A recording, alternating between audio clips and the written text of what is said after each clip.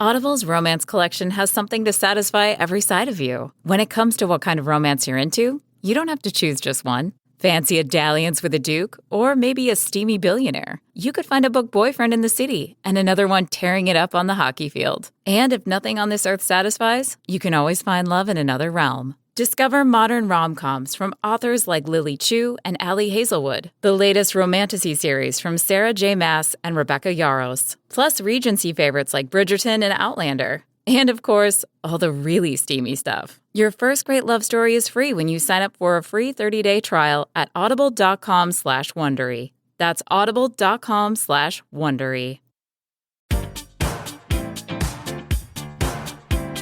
You better not have no plans tonight. Movie time and it's feeling right. You're looking for a love that lasts. You'll find it at Romancing the Podcast. Ooh, ooh, baby, you had me at hello. Ooh, I love you. I know. Ooh, ooh, baby, you're the wind beneath my wings. Ooh, ah, I'll have what she's having. Thank you for tuning into Romancing the Pod. You had us at hello. I'm Paige Wesley. And I'm Todd Schlosser. And this week, Paige, I guess, made us watch Mean Girls. So, Paige, when was the first time you saw Mean Girls? This came out my junior year of high school, and we saw it in theaters. Nice. I mean, that was like exactly the time the people in the movie are at. You know what I'm saying? Yes. That's like perfect. Yeah. Yes. 2004, Paige Jr. going to, I guess it wasn't like for school. Or I guess, yeah, junior. Yeah. No, because 05. If we were one of the main characters of this movie, we'd be way better at math.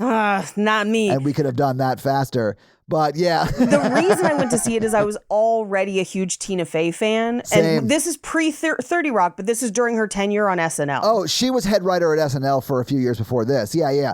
I was already a huge fan of Tina Fey in the South, where people were firmly in the women can't be funny camp. So I was already weird. Fun fact, they still are a lot of the time. It's not just in the South, Paige. It's everywhere. It's everywhere. Yeah. But yes, that's why we went to go see it, is because SNL was regular viewing in our house. Same. Tina Fey and Amy Poehler and Maya Rudolph were favorites. And Maya Rudolph is kind of the only one missing from this movie of that kind of crew. Which I kind of have to assume was just because she was busy. Because like even Tim Meadows is in this movie. I think it's because she was super pregnant. Well, there you go. She was busy, yeah. If memory serves, yeah. She was busy creating a human life, probably. But so knowing that Tina wrote it and that all the people were in it, that's why we went to go see it. Yeah. And I remember at the time loving it, but also being surprised that it was as, I'll say, crass as it was, because teen movies typically were not. Like, there's a lot of things that this movie does that teen movies do now that teen movies did not do at the time. And I think since we've just recently watched a bunch of them, it was kind of more stark today, even as I was watching it. And it was one of those things where, like, I remember coming away from it and being like, wow, I feel like I need to process this movie. And then the more I have watched it, the more I've loved it. As an adult, there are parts of this movie that I watch and I'm like, I feel very seen as a high school student in this regard, in this movie. I don't know if that still translates to teens, but it is why I still very much enjoyed watching the movie today. I mean, it came out at the same age you were when, Right. So, like, that makes sense as to why you felt that way. If you want to know what my high school looked like, watch this movie. That's how we all dressed. Too many polo shirts layered over each other. Why'd we do it? So much layering. I know. It was a glorious time to be alive. Bright colors, many layers. No one judged you for layering appropriately for the situation. Yeah, it's a great time. Great time to be alive. Is it appropriate to wear like 3 polo shirts at once, Todd? Is it? It might be a 3-pop kind of collared situation. I don't know. It might be like a fancy, equestrian event. I have no idea where I would pop all 3 collars, but listen, it might be somewhere. Who knows? I've never worn 3 polo shirts outside of just like as a joke. Right. So right. I have done it though. I mean, at the time it was even a joke because yeah. So very soon after this, maybe a year or two after when this movie is taking place, I was working at Aeropostale at the mall, and I would dress mannequins. It was like my favorite job was styling and dressing the mannequins, and regularly would put multiple polo shirts on so that you could like pop one collar and not the other, because that was like the thing. But then if you looked at like SNL at the time or other things at the time where they're making fun of like a jock or a popular guy, they'll have like 3 polos on. Like, it was, and so many puka shells. It was a puka shell kind of time, unfortunately. It was an aggressively mockable style era. Yeah. I mean, just go back and watch like the first season of Jersey Shore and just try not to like turn beet red knowing you looked terrible at that time too. Ooh, there was a movie that came out like literally last year that's supposed to be set in 2003. And watching it, I was like, no, you don't understand. This is not correct at all. And they were just like, so they didn't really capture what this movie absolutely captures, which is the look of the time of like, you know, because she's even layering skirts and I'm like, this is it, because it was happening at the time. And all they needed to do was just go back and watch Mean Girls and a couple Fall Out Boy videos, and they would have had it. They would have nailed it. Yeah, 100%. Yeah. I did love that you actually find out she's homeschooled way before you realize that her name is spelled like she's homeschooled, but I thought that was very funny. Yes. I really like loved that little beat in the very beginning of this movie. And then it becomes like a runner the whole time. Everyone calling her Caddy or whatever. Great. It's Katie. Oh shit, that's me. Yeah. I also want to point out, also set in the suburbs of Chicago. Although not for John Hughes reasons, just because that's where Tina Fey grew up. Yeah, she was a Second City person. Yeah, 100%. Yeah. Yeah. One of the things that this movie does that no movie at the time did, and even movies that have come after it, like when we watched Beastly and stuff for the like years after it, even movies after it have not done well. That this movie actually does well is the people who are unpopular actually look like the people who were unpopular. Because, like, I feel like so many teen movies at the time, they're like, they're unpopular. She has glasses and a ponytail. I mean, that was the trope from this time. Yes, 100%. Like, they are just pretty people dressed different. This movie truly looks different. There's representation of different levels of ability. There's representations of size and gender and color. And sexual orientation and sexual orientation. Yeah. Everything. And when you look at the people who are, quote, not the plastics, they really do kind of look like a slice of life. And even so, still have their own like world and things that are going on with them in the background of the school, and are not just insert person here. If you look at like She's All That, there's like no fat people in it. No, at all. Like even as extras. Not even in the background, right? Yeah. Like there's so many things of just like, not only are they not characters, not only is their experience not represented, they're not even there in the background. And here it's like they're there, and sometimes they are also played for the joke, although I think within the world of the movie, they're in on the joke, if that makes sense. I think it's much more about representing what their actual experience is like. It certainly seems that way. I mean, at least it comes back at the end and gives like a really sweet beat for I would say a larger person, that someone that would have been like hella othered in the movies of the time. Sure. I mean, but for and it's not just her, it's a whole bunch of different people. Yes. She goes around the room. Yeah. She goes around the room, right? That I think is kind of revolutionary for the time, and movies still don't always do it well. That's also why I like Bottoms so much. Bottoms really reminds me of this movie because it does have that like harsh, crass dialogue that when I was in film school only a couple years after this, I was heavily criticized for writing some scripts with some very harsh dialogue like this, and was told that like young women don't speak like this. I'm like, I am one, they do. And now I think it's a little more acceptable. But Bottoms has that same kind of like harshness, but showing reality in that. The like, can the ugly, untalented gays come to the principal's office? Like that kind of frankness about their experience that this movie has as well that I really appreciate and like. There are some parts of this movie that don't hold up, of course, but I do still really like this movie. Yeah, it's still from 2004. Yeah. But yeah, I agree. I think it was honestly ahead of its time for So much. what it was trying to do, but now feels a little bit behind the times because we're now 21 years after this, right? Sure, I think the worst parts as far as like aging well, there's some terminology that ages bad. Yeah. For sure.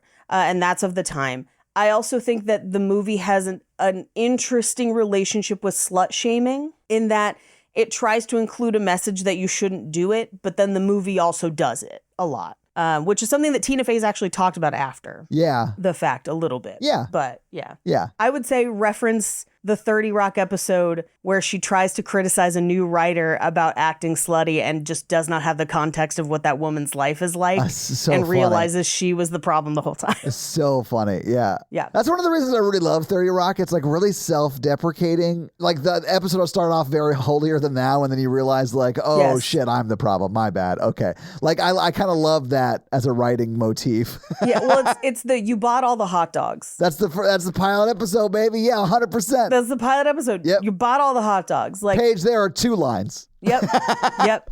Anyway, we can't do a deep dive on why we like 30 Rock. I will say this about this movie though. I think it's great. I've watched it, I don't know, maybe 50 times, no joke. Like, Sure. I probably haven't seen it in the last maybe 7 years, and I watched it today, and I fully forgot the shot where Regina George got hit by a bus. I knew it happened, but I forgot they like showed it, and I laughed. I like guffawed when it happened again. I was like, oh yeah, that's amazing. I love it. I forgot the Chihuahua chewing on the nipple. Yes, and, like, me and too. I was like, oh my God. Amy Poehler's the best in this movie. Just as like, man, I think the shot that like really summarizes her character is when Regina George is at prom with her date, Yes. and the mom, Yes. who's Amy Poehler, is behind them trying to be in the photo, like the prom photo that they're in. I was like, oh my God, she's just clinging so hard. It's so funny. It's so good. But I really do think they do a good job of setting up Regina George as like a full-on dictator. Like Yes. her followers are like cutting holes in their shirts to Yes. like honor her. Like it's not just, it's like cult behavior. It's crazy. Like what kind of idiot would willingly damage themselves to appease a narcissist leader that wouldn't care if they lived or died, Paige? You know what? What kind of, like, that's the only kind, that kind of thing can only happen in like North Korea, right? Right? Yeah. Right, Paige? Yeah, right. Please tell me it's not happening anywhere else right now, please. Right here. Yeah. Can I admit to being really bad at podcasting for a second? Sure. I knew we were waiting to do this one. We hadn't done this one. We talked about doing it. Right. I couldn't remember why. I couldn't think of like, why hadn't we done this one? And then literally I turned it on and realized and remembered that part of the reason we hadn't done this one yet is because I know the guy who plays Damien, and I was like, we got to call him and get... Paige. Yeah. I love Damien in this movie so much. When he's on stage and about to sing I Am Beautiful, and then goes... Bring me down today. I know. Is It my- honestly does a like karaoke great job of it, you know, where it's like more Absolutely. about the look and vibe than it is about the actual sound quality of what's coming out of his mouth. Yes. But it was enjoyable. But when he says, don't look at me, as he's about to start singing, I lose my mind every time. It's so funny. He's very nice, very, very fun. And he does a lot of stand-up. That's how we met. I figured, yeah. And he does like drag con every year, and some Nice. years he's gone as House of Glen Coco, where other people will wear hoodies and sunglasses. It's great. Danny's amazing. He's very, very fun. At some point, I will call him and see if we can get him just to talk for a bit. I don't know. He's always willing to talk about this movie. Sometimes people have like their most famous movie and they're like, I'm so tired of it. He is not. He'll talk about Mean Girls whenever you fucking want. I would too, man. Yeah, of course, right? If I was great in one of the best movies of the early 2000s, that's all I would talk about. Right. Yes. I really do think this movie does a good job of showing that, like, you can use, like, your looks as, like, a shield from being vulnerable with people and, like, having to be and, like, reveal who you truly are to the people who are, like, around you. And it might feel like it protects you from things, but it actually just causes people to never know you and, like, think that you're fake and whatever. And, like, and it, like, leaves you feeling like isolated and alone because largely like you're keeping people at arm's length. Yeah. I do this with like humor and like just doing bits and like making people laugh without because when I'm like work and stuff or like around people who aren't like my friends, like I don't want to like talk about my shit, Anyway, the movie does a really good job of showing that and how that dynamic can like fracture a friend group really badly. And it's obviously heightened because it's a movie, but I think it does a really good job of like earnestly looking at that and like showing what that can be on this stage. It was cool. I truly did not see that until I watched it this time. And I was like, oh, damn, this is really good. This is really good for that. As an adult watching this movie, there's so much extra social context that makes more sense to you as a grown-up. Absolutely, yeah. I'm going to burn a fun fact. Okay. Because I'm not sure if you know about this, but it does kind of relate to what you just said. This is based on a book. I saw that in the opening credits. I've not read the book, though, obviously. So the book, I believe it's called Queen Bees and Wannabes. It's not a narrative fiction book. It's not like a story that it's based on. It's a parenting book about raising teenagers who might be bullied at school. Oh, okay. Interesting. And studios will often just buy up books that are doing well. This is one of those. And Tina Fey, when she got the book, was like, I don't even know how you would write a movie about this, but I think it is incredible how well they structure a grounded and realistic story based on a self-help book, essentially. Yeah. That's what this movie's based on. I mean, Tina Fey's good at that. I just think it's really interesting. Yeah, she's great. Yeah. Paige, I was struck this time watching it, and I kept thinking that the Byrne book was a lot like The Ring in Lord of the Rings. Ooh, okay. Tell me more. Because Caddy has a chance to destroy it before she actually like writes in it. Right? Right. But, yes, just like the hearts of teenagers, I guess, are just like easily corrupted. Right. And the Byrne book has a will of its own, Paige. But how much would you have liked to see an eagle carry Regina George away from that bus? Or she got hit by an eagle. Right. Yes. Yeah, that's interesting. We'll talk more about the Byrne book as we go. And I'll give you some time to think about this before we get into it. What was the rumor about you in high school? Like, what would someone have written about you in the Byrne book? Oh, shit. That I killed my brother? I mean, I was going to say, think about it, and then we'll talk about it as we go, once the Byrne book gets introduced. Yeah, I mean, it's going to be soon. But yeah, we probably should just get into it and go through it scene by scene, Paige. Let's do it. We open on Caddy's first day of school, and her parents are getting her ready. Now, this is from her perspective. So we see Anna Gasteyer, her mom, basically like, hey, do you have your lunch? Are you ready? And we think it's going to be a little girl, right? Just the questions they're asking. But then as the camera turns, it's 16-year-old Lindsay Lohan. Yeah. And she's like, yeah, I think I'm fine. Via voiceover, as she's kind of going through her first day, we're finding out more about why she's starting school now. Her mom was a tenured professor. They lived in Africa while she was doing research. Now her tenure has ended and they have moved back to the United States. And so she was homeschooled. And this is one of the most memorable scenes from this movie. The one that still gets quoted actively to this day is that most people think homeschool kids are freaks, and we get one girl at the spelling bee who's like super good at the spelling bee, and she's like, or super religious. And these are and then on the 8th day, God invented the Remington bow action rifle for hunting the dinosaurs and the homosexuals. It was actually the 3rd day, I believe. It was like Is it sooner. the 3rd day? Yeah. Also, it so couldn't crazy. be the 8th day because famously it only took a week. Well, no, I know. I figured that's why they were on the 8th day, because it's like bullshitting outside of it. No, God's fully been on vacation since after his first full week of work. 3rd day is even funnier, because isn't 3rd day land? It's like sky, sea, land, rifles. I mean, yeah, once you have land to stand on, you need to defend it with a Remington bolt action rifle. Right? Yeah. But who's holding it? Man's not even till day 7. Yeah, it's because it's not that important. That's crazy. Yeah, the gun's way more important, clearly. Have you never been American? Oh my God. Now I'm just picturing Adam like waking up out of the dust and being like, what's this? And God being like, and this is for hunting the dinosaurs and the homosexuals. And then Adam was like, who's that hot dude over there? Steve? It's Steve. 100% it was Steve, Paige. That's where I was going. 100%, yes. Anyway, we cut to Katie, spelled caddy, Right. going to her first class, and she walks up to who she thinks is the teacher and is like, hi, I don't know if you heard about me. I'm new here. And the girl's like, get out of my fucking face, because she's just a tall student. Yeah, she's just a tall lady who like also goes to school there. Right. We'll find out later she's one of the lacrosse/softball girls. Yeah, she's like one of the quote jock girls or whatever. Right. But Katie tries to find a place to sit, and Janice and Damien are kind of like, don't sit there. That's her boyfriend sits there. Yeah. And her boyfriend, because we will find out she's also one of the sexually active band geeks. Yeah, this is the tall girl, right? Yes. Yeah, her boyfriend sits down. Yeah. Her boyfriend sits down, and he is conservatively half her size. Like, he is cartoonishly small in comparison, and they immediately start sucking face. And it is so accurate to school. I was like, I remember a bunch of those. Yep. But then there's another guy who farts too much in class. Sad. Don't worry, he'll come back later. He'll come back.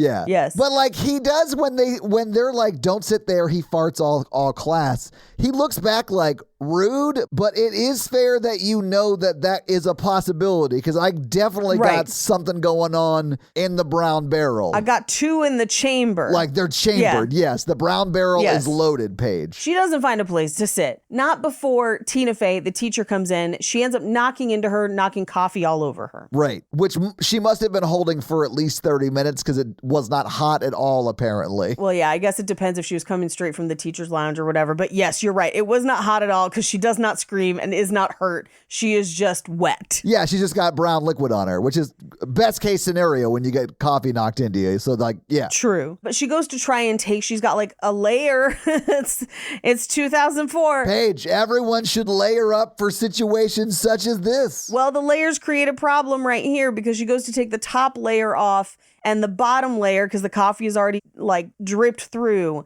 gets stuck to the top layer, basically meaning she flashes the class. Well, but she still has a bra on, so it's not quite as bad as all that. But it's bad though. That's bad. I think it's a poor like craftsman who blames their tools, Paige. Like she should have like made sure her undershirt was not stuck to the overshirt. Right. That's on Tina Fey.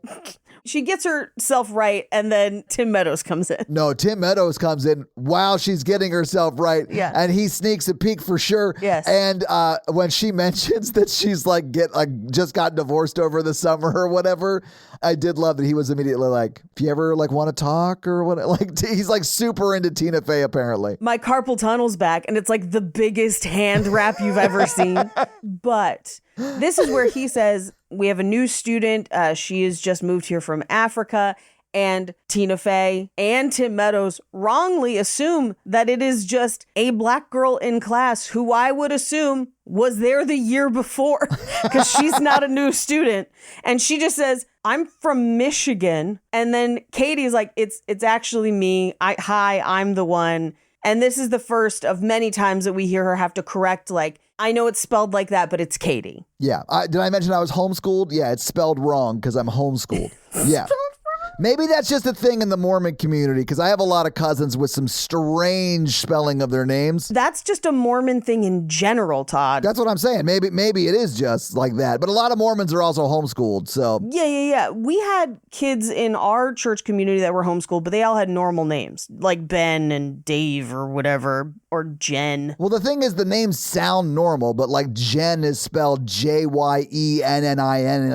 Right. No, ours were spelled normal too. Okay. That's a y'all thing. I'll say this though. Don't say y'all. I ain't that.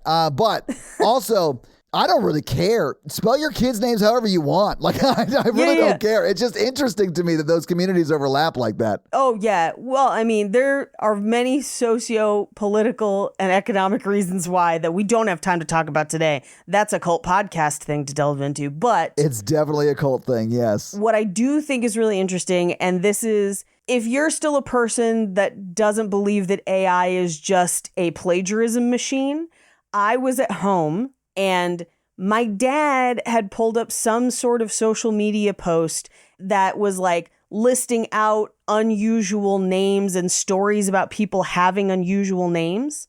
And I was like, I think that's just AI crap, Dad. And one of them was Anthony, and it's all made me almost as mad as when my sister named him Anthony instead of Anthony, and it was word for word the line from this movie, but attributed to a random fake person. And I was like, that's literally Mean Girls. Like, you didn't even change it at all. It is Mean Girls, and it's the same name. It's the Anthony thing. Yeah. Drove me nuts. The dead internet is here, guys, and it's so fun to watch it dry up and become the cesspool it is. It's great. God. I love it. I mean, that's why I don't post stuff anymore, because it's all like I'm rarely on social media because, well, since the death threats in July. Yeah, that's right. Yeah. We get a montage of how her day goes, her first day of like things that you wouldn't think of if you had never had to go to high school before, like needing a bathroom pass or adults yelling at her for reading ahead, overhearing people at lunch and not knowing where to sit, and she ends up sitting alone in the bathroom, and her day was pretty bad. Yeah, it's pretty shitty. Pretty shitty. But we cut to the next day where she goes to homeroom, gets there early enough to get a seat at least 2 away from the guy who farts a lot. Right. Next to Damien and Janice. And this is where they kind of try to befriend her. I'd argue they were trying the day before too. Like, they were being super kind by like guiding her a little bit in her first day here. Yeah. Right. But this is the first time we get the refrain, "Hi, I'm Janice, and this is Damien. He's too gay to function." Yeah. Which he doesn't seem to have a problem with. That's clearly a joke they have between the two of them. I do really like that they point out that, like, yes, it's okay that she says that. Like that I think it's Lizzie Kaplan, right? Says that because she loves Damien. Like, they're very good friends, you know? Like, it's not okay for people who are not his friends to say that. They like, it's so clear what they're saying in the movie here. And I kind of like that. It makes it make sense, you know? I really appreciate it because this is something that I feel like people so don't understand about people who are friends with other people in this way, or people whose friendships exist in this way. And I know I've talked about it before. It's like, there are things I will say to my roast battle friends that to anyone else, you'd be like, why would you say something so heinous to that person? And it's like, because I've known them for 7 years and like would babysit their kids. Like, there's so much love and existing relationship there that these words have a different meaning within our friendship because of that existing love and care. We disagree a lot on the show, and you'll like, I do think that you are way better at it than me, but like when you make fun of me and stuff, it's funny because like I know you like love me and like don't really want to hurt my feelings, and it's like, right. But that's the way friends are. That's like fine because it's the way friends are. If it's like a stranger who says that, it's like kind of messed up, you know? Yes, I did something this past week because somebody commented on a video where they were clearly trying to call me fat and like make their own joke about it. And I just left it up. I was like, I'll let the other fans deal with you. I was just like, I'm not going to respond. I'm not going to do anything. I'm just going to let other people judge your heinous behavior and keep it up for other people to see. But it's one of those things where it's like, if I don't know you like that, don't say shit like that. But Katie's going to learn that lesson the hard way in this movie. She is. I would say she learns a lot really quickly in this movie, and good for her. And I wish I learned half of that shit before I was like out of college, man. Like, I was so behind this. Right. But we cut to the very next period, which was supposed to be health class. And they're like, hey, come with us to the back building. And they just go sit on the back field and hang out and watch the PE class. And I do love that she's like, I'll never know what I missed that first day of health class. And it's literally just the coach being like, don't have sex. Don't have sex in this position. Don't have sex in that position. Don't have sex at all. You will get pregnant and you will die. Everybody take some rubbers. Yeah. Well, he makes them promise to stay abstinent. And then he gives them all rubbers. I thought that was very funny. He's like, you guys are all going to stay abstinent, right? Promise? Great. Now take some rubbers. Take some rubbers. I also love that later, like, this movie spans an entire year. Yeah. And like notably and documentably so. Yeah. It picks up on like the first day of senior year, right? For them. Yeah. But at the very end, when they call her out of health class again, which means she's had health class all year, he's like, don't have sex. You could get chlamydia. And it's literally the same. And I assume, has been doing it all year. I do love that he goes to spell chlamydia on the chalkboard. Yeah. And I'm pretty sure he spells it wrong. He does. He absolutely spells it wrong. K-A-L, yeah. So he's still holding and shaking the same thing of condoms. Oh, Paige, they shot those two scenes probably within the same hour. Like he's Yes. wearing the same clothes, which he is like a gym teacher. So you kind of wear like the same gym uniform every day. That kind of made sense. But still, they definitely shot that in the same day. If you've seen the movie more than once, this gets funnier and funnier because of the irony of who you find out this coach is later on, that he's like, don't have sex, you'll get pregnant and die, only to find out he's the one abusing students. Right. But we cut back to our new friends chilling on the backfield watching PE. And this is where we get a breakdown of who all the plastics are and why they are popular, some facts about them. It's kind of like if you were in a video game and it was breaking down the players of your team, it's like their character card for D&D for each of these girls. You talk about this scene a lot in movies that we break down, and I think it's a good example of this, but not in horror movies. And it's like in Aliens where they're sitting around the table and they're all talking about, it's sort of like that kind of a scene. So you're like level setting with each of the characters, learning who they are, right? Right. And we get that with this group and then later with the plastics firsthand, right? But it's kind of those beats, those moments. Right. Well, and I think this scene prepares us for later when we actually meet the plastics. It does. It sets them all up. You know all of their names in this scene before we ever talk to them on screen. And it's scored to Pass the Dutch by Missy Elliott. The soundtrack to this movie is fucking great. It is all of our best music from 2004. But this is where we go through Karen Smith, who is portrayed as being very unintelligent. This is one of the few things that I think really doesn't hold up, because she is in the movie, like even within the realness of the movie, portrayed as being dumb and promiscuous, and that proves to be true from what we see. But there's no redemptive arc of like, hey, but Karen's going to be who Karen's going to be, or whatever. She just becomes like a weather person. She is one of the people that we are laughing at, not with. Yeah. But this is the one where it's like, she asked me how to spell orange. And then we have Gretchen Wieners, whose hair is so big because it's full of secrets. I tell people my hair is big because it's full of secrets all the time. It's one of my favorite things to say. But I love this about Gretchen because this will become a plot point about Gretchen, that she knows everything about everyone and uses and trades that information for social capital. Yeah. She's like Regina George's spy. Yes. Yeah. Absolutely. And then Regina George. And I do love that we get a montage of just rumors about Regina George. I hear she has a silver Lexus. And a Fendi purse. She's got, which like, you don't hear that. You see it like 9 times in the movie. Like she drives it to school. It's not like that's a rumor. Like that is a fact. Like we would know that. No. And I do think it's one of those things where it's like, some of the things they're saying are true, and then some of them are probably not and just rumors, where it's like, I heard she modeled in Italy or whatever it was. Yeah. And like the silver Lexus we see, the Fendi purse we also see. Yeah. But the one that I love the best is the last one of one time she punched me in the face. It was awesome.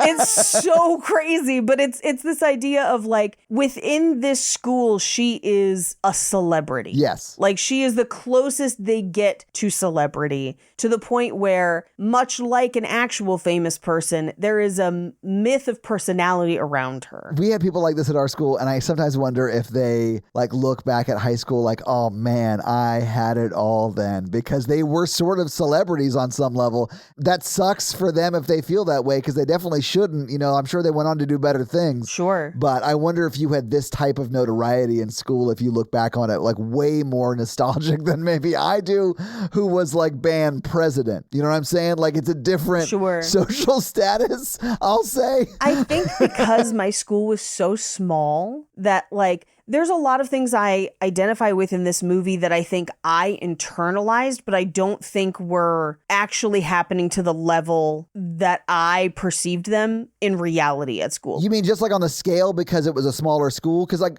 this is probably more like a high school like my size, where like my graduating class was like 400 people. No, I mean in the sense like we didn't have a girl that was this popular, because how could anyone be that popular? There's only 64 of us, right? I mean, yeah, like there's no like myth building when it's like 30 other people to talk to. Right. Everybody really knows everybody, you know? Everybody really knows each other. Yeah. Now, in college, I saw some of this, especially in the sorority world. This kind of shit happened a lot in college too, yeah. Yeah. And on a bigger scale, because it's like thousands of people, yeah. Right. But you also got to remember, I went to college in a post-Mean Girls era. So like there were sorority girls like actively dressing like the Plastics and theming things as Mean Girls because it was already a famous movie at the time. Yeah, I remember it. Which is crazy. Yeah. It's also crazy to watch this and be like, I want to be like Regina George. Anyway, we cut to later that day. She's trying to find her where to sit at lunch.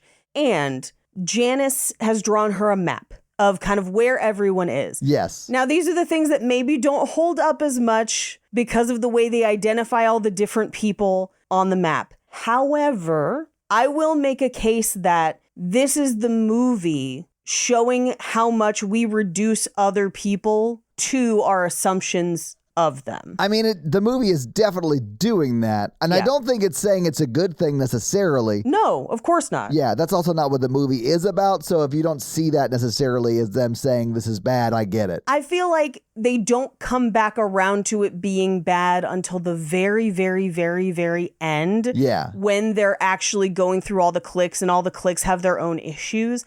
But it's also this like, this map is drawn out as someone in high school at that time would have identified people. And so it is very harsh. Yeah. But I don't think it's any harsher than would the ugly, untalented gays please come to the office in Bottoms. No, I do think that's probably quite a bit harsher. Yeah. It's the same attitude. And I think that some of this is in some ways for you as the viewer to identify either with whoever you were in that ecosystem during high school, or are if you're watching this current, or to be like, oh my gosh, yes, we did have all these people in high school. So there's the like girls who eat their feelings, the girls who don't eat anything. Yeah. Like it's a whole lot. Now, I think some of that comes from the self-help book of like multiple different issues, because each clique she points out has their own problem. Yeah. We address it a lot more later, but like... We only really address it in the one scene when they all get sent to the gymnasium. Yeah, that's basically it. Which is not, I mean, that's probably largely because it's a self-help book. Yeah. But still, I mean, yeah. How much was there to... Yeah. Exactly, yeah. But this is where Katie's walking through the lunchroom and Jason stops her to ask if her muffin is buttered.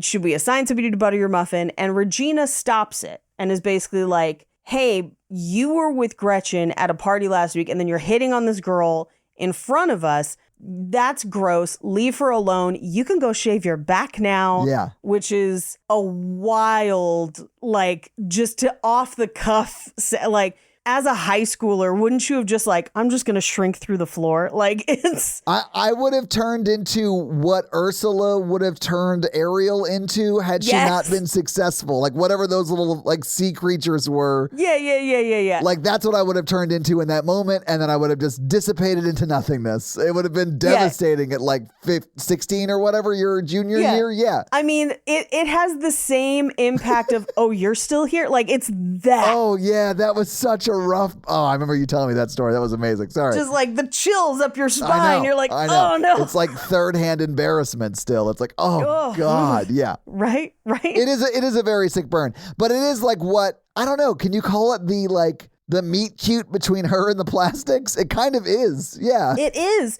This is, I think, one of those scenes that as a first time seeing this as a kid didn't really impact me all that much. As an adult, watching watching somebody with the power to dress somebody down on your behalf, but then also when she sits down at the table, the way that Regina controls the conversation of like, so you're like really pretty. Oh, thank you. Oh, so you agree. Yeah. Like, Regina needed to be on debate team is all I'm saying. Like, she should be a lawyer.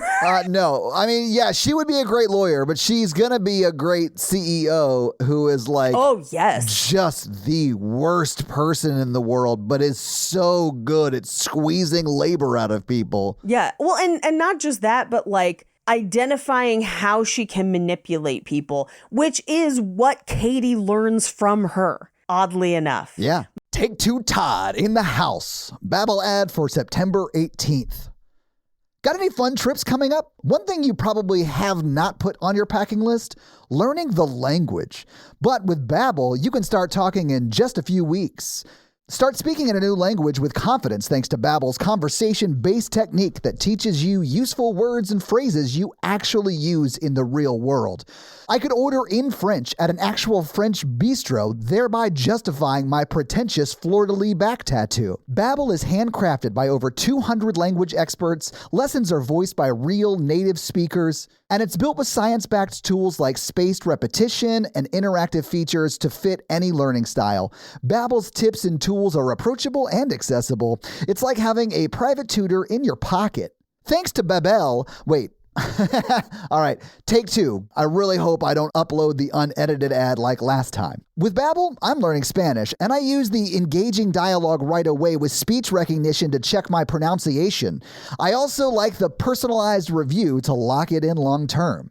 Staying motivated to learn a new language is easy with real-time feedback, progress trackers, and handy visualizations in only 10 to 15 minutes a day on Babbel's mobile app or website. Studies from Yale, Michigan State, and other leading universities continue to prove Babbel works. One of the studies found that using Babbel for 15 hours is the equivalent of a full semester at college, which is saying something, right? Like, how much did I pay for college? With over 16 million subscriptions sold, Babbel's 14 award-winning language courses are backed by a 20-day money-back guarantee. So get talking with Babbel. There are more than a dozen languages available. and you can learn at your own pace with material tailored to your proficiency level, interests, and time. So whether it's English, German, Spanish, or Klingon or Vulcan, I guess probably just Earth languages, so still just Earth languages, so like French, Portuguese, Turkish, all of that stuff, right? All of those languages.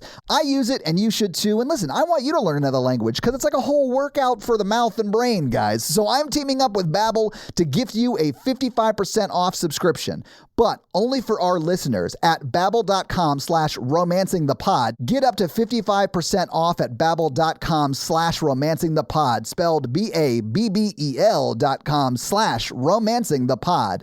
Babbel.com/romancingthepod. Rules and restrictions may apply, like, Klingon and Vulcan probably are not an option. But this is also where we get the reinforcement of who the plastics are based on the introduction we got from Janice and Damien. Yeah. Where it's, hey, stop trying to make fetch happen. It's slang from Britain. And she's just such a people pleaser. Gretchen wants to please Regina so much. Oh, yeah. I also kind of feel like even in this moment, Gretchen is introducing fetch because she wants to have a thing. She badly wants to have a thing. And Regina George sees it as like an attack on her power.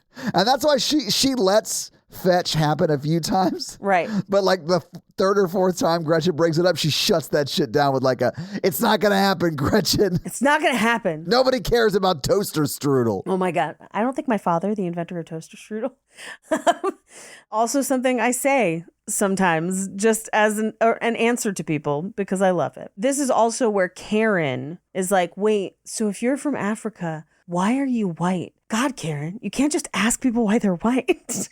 That's such a crazy thing to say. But again, just reinforcing Karen as both the butt of every joke, but also Karen has some of the funniest lines in this movie. She really does. Like, I love Amanda Seyfried in this movie, and she's portrayed terribly. Terribly, but also this gave her career too, which is so well. I mean, she does a great job in it. I just think the character is written in a way you wouldn't get away with today, really, I think.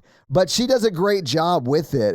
She is very funny, and Tina Fey is very good at writing this kind of thing. Yes. We'll talk about it a little bit in fun facts, but there were a lot of different casting choices that happened before the final cast that we get. I think I'm glad we ended up with what we end up with. I think the movie is great. But we could have gotten very different versions of this movie. Okay. We'll talk about it in fun facts. I'll save it for then. Yeah. But we then cut to, she's like, we're going to invite you to sit and have lunch with us, but we have rules. On Wednesday, we wear pink, because otherwise you'll have to sit over there with the art freaks. And I love the cut over to Janice and Damien and even the other guys at the table who are all making masks out of lunch meat on their faces. Yeah. It is one of my favorite cutaways in the movie because it's like, yeah, you'd have to sit over there with those freaks. And you're just like, oh. I mean, it's not completely unjustified calling them that when you look over and they're practically doing Hannibal with ham. Yes. Yeah. And he is like head back. Yes. Real Dwight version Hannibal. With the mannequin's head, yeah, or face on it. Yeah. Yes. Absolutely. But we cut to the bathroom with Janice and Damien. Oh my God, what did Regina say? Well, she's going to let me sit with her, but I don't have anything pink. Damien has something pink. But who should interrupt them while they're in the bathroom? A girl comes out of the stall and goes to wash her hands, sees Damien in the stall and is like, hey, get out of here. And he just says, Danny DeVito, I love your work. oh my God, Danny DeVito. It's so stupid. I love it. Which is one of my favorite, like, I can't count how many times my sister and I have said that to each other, to other people, and it is incredible. It is very funny. So funny. But this is where they decide Katie is going to pretend to be Regina's friend and report back so that they can at first just make fun of Regina because something happened in Janice's past that we will cover another time later in this movie that has made her hate Regina. Yeah. That has kind of colored her entire high school experience. Because one of the things this movie also touches on is how one person starting a rumor, whether it's true or not, perpetuates. And it ends up in the burn book. It's part of like your lore as a student at the school. Yeah. And that kind of stays with you no matter if it's true or not. So we cut to math class where she's like, I like math. It's the same in every country. And this is where we find out that she's sitting behind Aaron Samuels. Right. And she has a huge crush on him. Immediately, like right out of the gate, she's into it. He's gorgeous. Okay. He's cute. I thought he was very cute for the time. Yeah. He bats for the other team, but like, if he didn't, oof. So what you're saying is he would have been more into Damien? Oh yeah, they're friends like as adults. Great. But yes, he, even at the time, I think neither of them were officially out, and they have kind of talked about that publicly of not being able to be really out at the time. In 2004? Yeah, I'm sure. And how that kind of impacted their careers and jobs that they took and choices they made within their careers. It's actually like, Yeah. it's kind of nice to hear people have great lives and careers after this as their authentic selves. Yeah. I am so glad people get to have that. I wish they could have had that earlier, but I'm glad they get to have it now. Yeah. Anyway, so she comes home from her second day. Were people nice? No. Did you make friends? Yeah. Great. I do love that her parents clearly were homeschooled too, because they didn't know that like high school kids were mean. Well, yeah. I mean, I guess it depends on what kind of high school experience you had, whether or not you know that they're mean in real life and not just in movies. But I mean, yeah, I would assume it could be mean. I probably would have just homeschooled her the last 2 years and then sent her off to college where they can be truly heinous. I understand why, and a lot of people who are homeschooled go into high school at some point to Yes. get like good at like, Socialization, yeah. socialization, which I get. Like, I'm not sure that's a bad plan, but like, I don't know. I think I would have struggled had I gone straight from homeschool to college. That'd be a huge culture shock, I think. Fucking nuts, right? It does happen. People do it. No, I'm sure. And I'm sure people figure it out, but it would have been hard for me for sure. Anyway, we cut back to the next day. She's worn pink. It is Wednesday. And she's learning all the other girl rules at lunch, that they only wear tank tops twice a week. You can only wear a ponytail once a week. So I guess you picked today. There's only jeans or track pants on Fridays. And this is also, actually, this is where we get otherwise you have to sit with the art freaks who have the meat face. Yes. And they say, they're like, you wouldn't buy a skirt without asking your friends, right? Like, you could think you would like someone, but you could be wrong. The thing is, you could be wrong, but it's not your friends who are going to know that. It's like you Right, getting to know right. the person a little bit better and realizing, oh, they're not quite for me, right? You know, like that kind of thing. Yes. Also, buy a skirt if you like it. Like, I mean, if you have a friend with you, sometimes it's nice to get a second opinion, but if you're paying for it, like you choose. yeah. But Regina gets up to get cheese fries. Now, this is the first in a refrain that we will hear for the entire movie of Regina saying, I want to lose 3 pounds. Now, 3 pounds is not a lot, It really wouldn't be visible necessarily. It wouldn't impact the size of your clothes necessarily unless you were like right on the cusp of a size, I guess.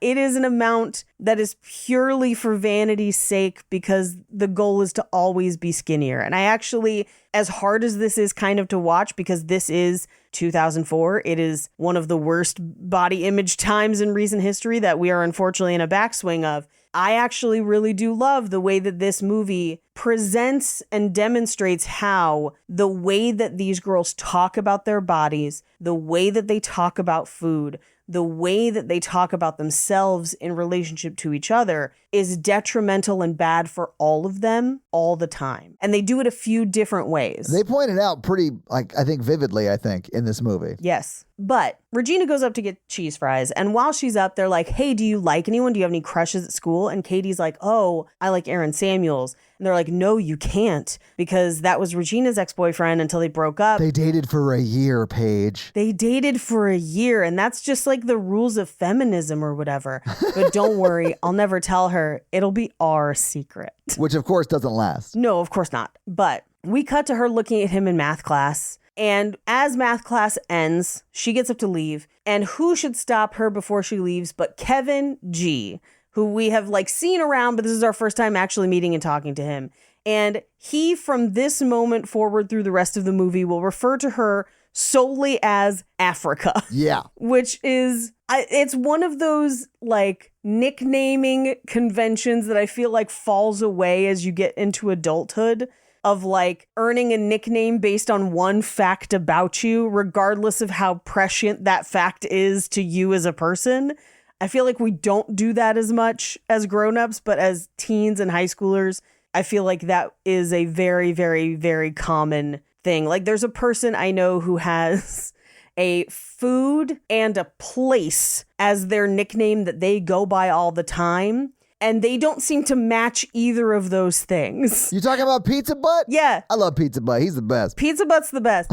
But like, that's why he calls her Africa, is I know one fact about you, and now that's what I call you. I don't love that Kevin G calls her Africa this whole movie, Sure. but I do love that he calls his band KG and the Power of Three. And I love that his business card says math enthusiast badass MC. My first set of business cards that I had when I was doing the college circuit said joke enthusiast badass MC. And then every time I handed it to college students, they were like, oh my God, like Mean Girls. And it was the best decision I ever made. Yeah. Yes. Yeah.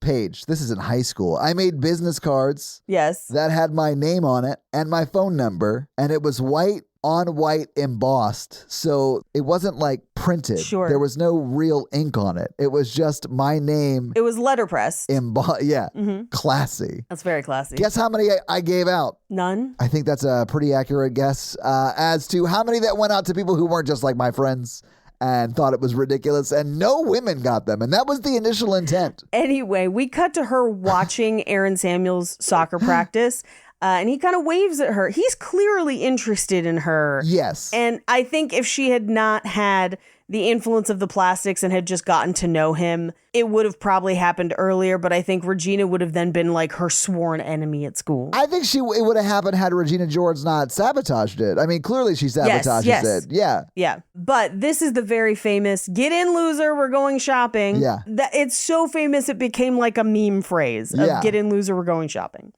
But at the mall, this is the first time we hear the refrain, you can't join mathletes, it's social suicide, which will get repeated multiple times through the movie. Many people say this to her. Yes. Yes. This is also where we find out that Janice works at the mall, and we get the kind of wildlife cutaway of the watering hole at the mall. Yes. We then see Jason and Taylor Waddell, another girl at school. She comes up a couple times.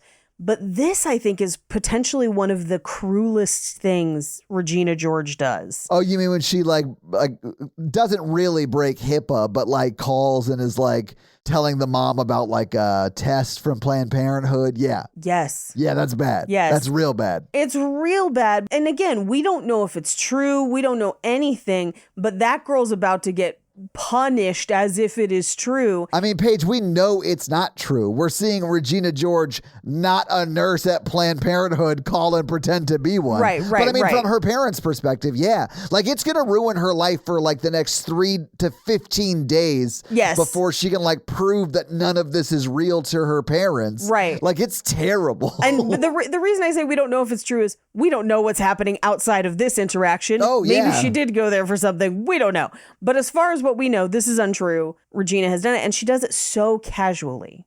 She so casually and so callously is like, I don't care that I'm about to fuck up this girl's life. Right. It's just going to happen. Yeah. Right? She's terrible. She should get hit by a bus later. Yeah. I think we can arrange that.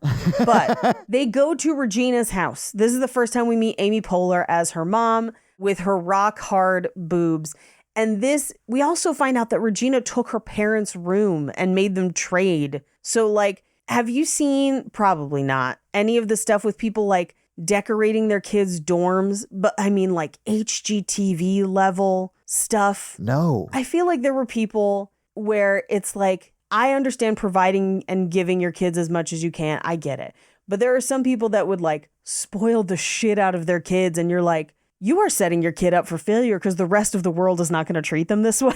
Like one of those where there is a permissiveness in Regina's household that will not exist in the outside world. Yeah, I can't wait till she has to like pay her first bill. Oof, yeah. But this is also where her mom's like, I'm going to make you guys a treat. They go to the bedroom. This is where we learn about the burn book, and we hear some of the other things that are in it. One being made out with a hot dog. This will come back with, that was one time. I kind of love that part. It's so funny. Yeah. It is one of my favorite jokes in this movie. Now, I, at one point, got to read the shooting script for this movie. And that was a line that was changed to make the movie PG-13. There are a number of things that get changed to make this PG-13 instead of R. But that line in particular was one because in the original, it was heavily implied that that girl had vaginally inserted a hot dog. Oh, wow. Okay. Which is absolutely the kind of bonkers rumor that would go around a high school. Yes. Like 100%. Yeah. But I do love that when it comes back around and it's like made out with a hot dog, it was one time, which is like, it's the one burn book thing that is like very true. And she's like, come on, though. It cuts to like that lady making out with Tim Robbins in that hot dog suit from the sketch from like. You can't skip lunch. Yeah. Well, no, I mean like when he's actually in the hot dog suit because the hot dog car drove into the thing, you know. He's also dressed like a hot dog and the guy's in like a khaki suit with like a red tie. Fucking love that show. I know. But so good. This is also, we get a taste of the other things that they make fun of in the burn book where like, I think it's Dawn Schweitzer's a fat virgin. Well, it's still half true, meaning she either lost weight or lost the social construct of virginity. One of the two. One of them is just Grotsky little biatch. And you're like, what does that even mean anymore? I don't know. I don't know. I never understood what Grotsky was. Yep, I put it in the category of fugly slut. It makes sense. But it's just, it's cruel. It's mostly physical. And they don't know these girls personally. They are just saying and writing down mean things about them. I mean, they know them personally in so much as that they go to the same school, but it's not like Right. they're friends and they know them on a relationship basis. Yeah. Right. Which brings me to, what would the burn book page say about you? Man, I don't know. It depends on who like was doing the book. But if it was like our Regina George at my high school, they would just have a picture of me and then it would say, who? Oh, nice. Okay. That's a good one.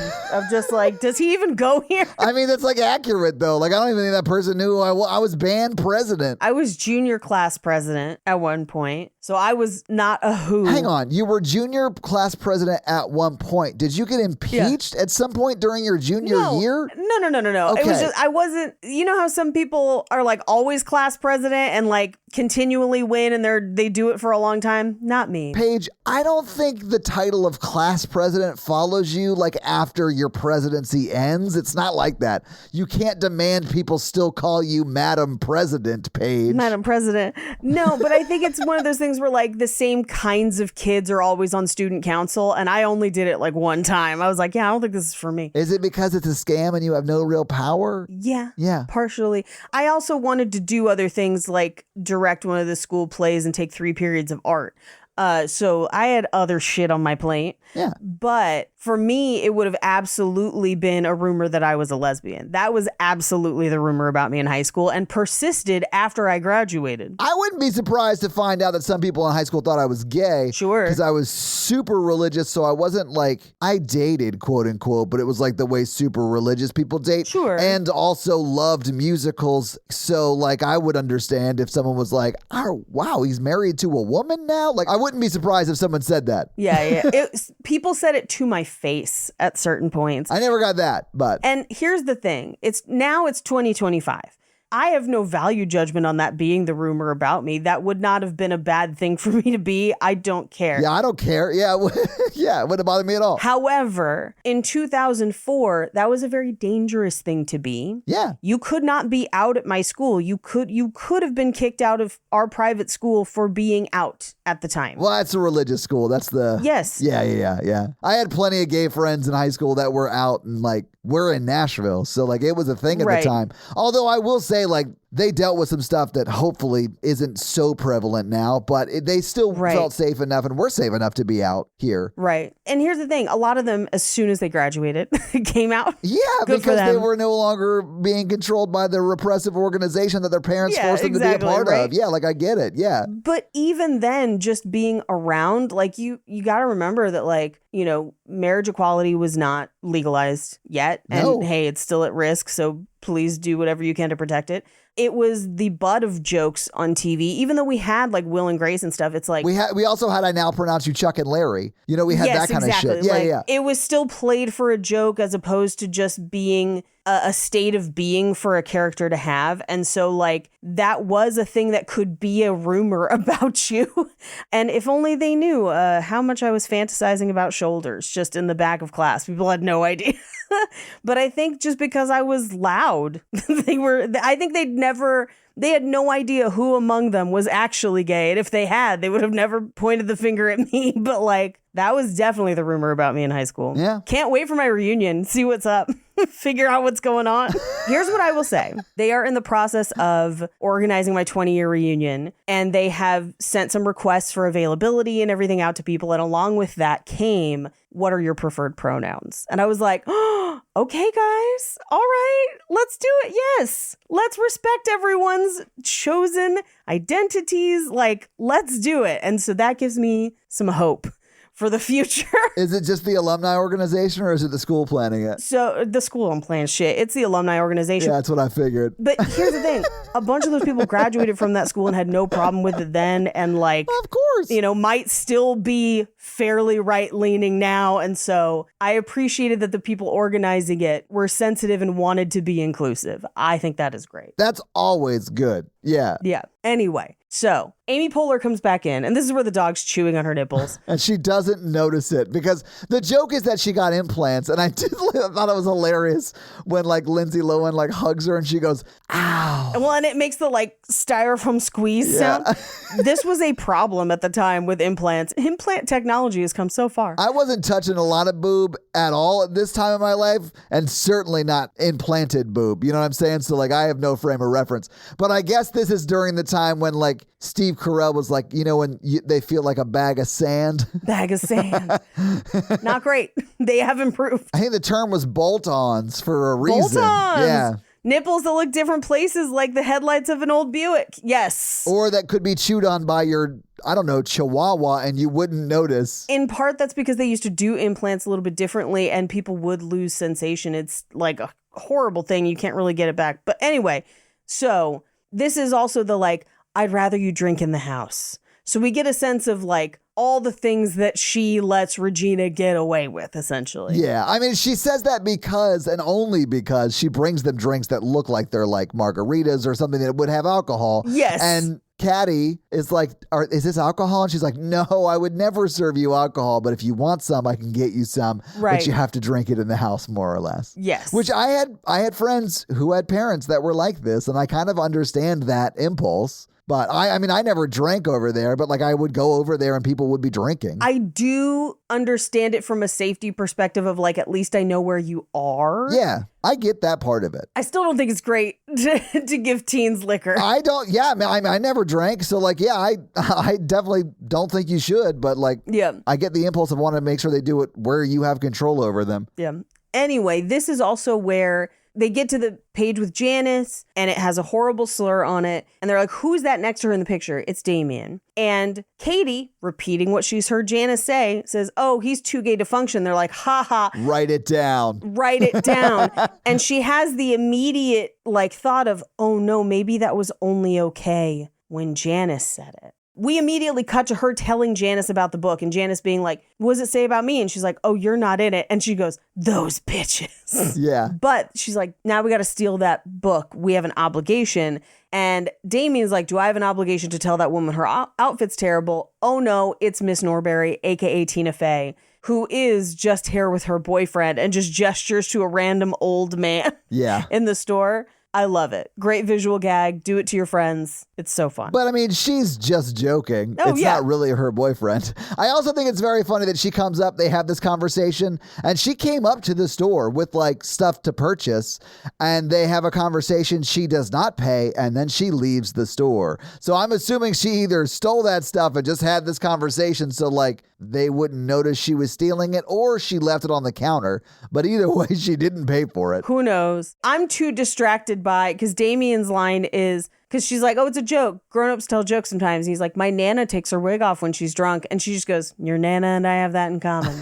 And it's perfect. I do love Tina Fey, yeah. But this is the second time where she's like, hey, I really do hope you join the mathletes. And they're like, don't do it. It's social suicide. In front of her. And she's like, oh, thanks, guys. Thanks. But she's like, I don't want to spy. I don't really feel great about this. So she goes home. But as soon as she gets home, she has her first three-way phone call attack where Regina calls her and is like, oh, I can talk to Aaron for you. And like, don't be mad at Gretchen for telling me. She didn't mean to. And she's like, I don't know. Gretchen probably just wanted attention. Turns out Gretchen's on the line. Yeah. She's like, I can't believe you think I like attention. Hang up. It really is the perfect, like, ironic line for that character who's been eavesdropping this whole time to say. It was so funny. It's so fun. But the very next day, or whenever the next time she's at school, is October 3rd. We know because she asks Aaron Samuels what day it is. It's October 3rd. October 3rd has now basically become known as Mean Girls Day. Yeah. Like on the internet. And it will be shortly after this episode comes out, October 3rd. Yes, October 3rd. Yeah. That's also my stand-up anniversary. The first time I ever did stand-up was October 3rd. Oh, nice. 2012. Yes. Anyway, he invites her to a Halloween party. And he says it's a costume party. Make sure to dress up and don't bring another guy, implying that he wants to be at that party with her. Implying it's a date without saying it. Like, I would assume that is like, maybe he was too shy to ask or whatever, but that is what he was hoping at that thing. Yeah. And I do think it kind of is. Like, I do think until Regina George sabotages it, I think he was into it. I think so. But we cut to her putting together an actual Halloween costume. Yeah. And then the voiceover tells us like, hey, I did not realize that Halloween here in the United States is kind of carte blanche for people to dress a little more risque than they normally would as a costume. And in some cases, just put on lingerie and animal ears. Yeah. And that's when we get Amanda coming out like, what are you supposed to be? A bunny. And she's like points at her head. Duh, I'm a mouse. That's what it is. It's a mouse. Yeah. It's so funny. One of my favorite SNL sketches of recent years is a Halloween sketch where it's girls going out for a Halloween night. And one of them is a cat, one of them is a mouse, and one of them is the cheese.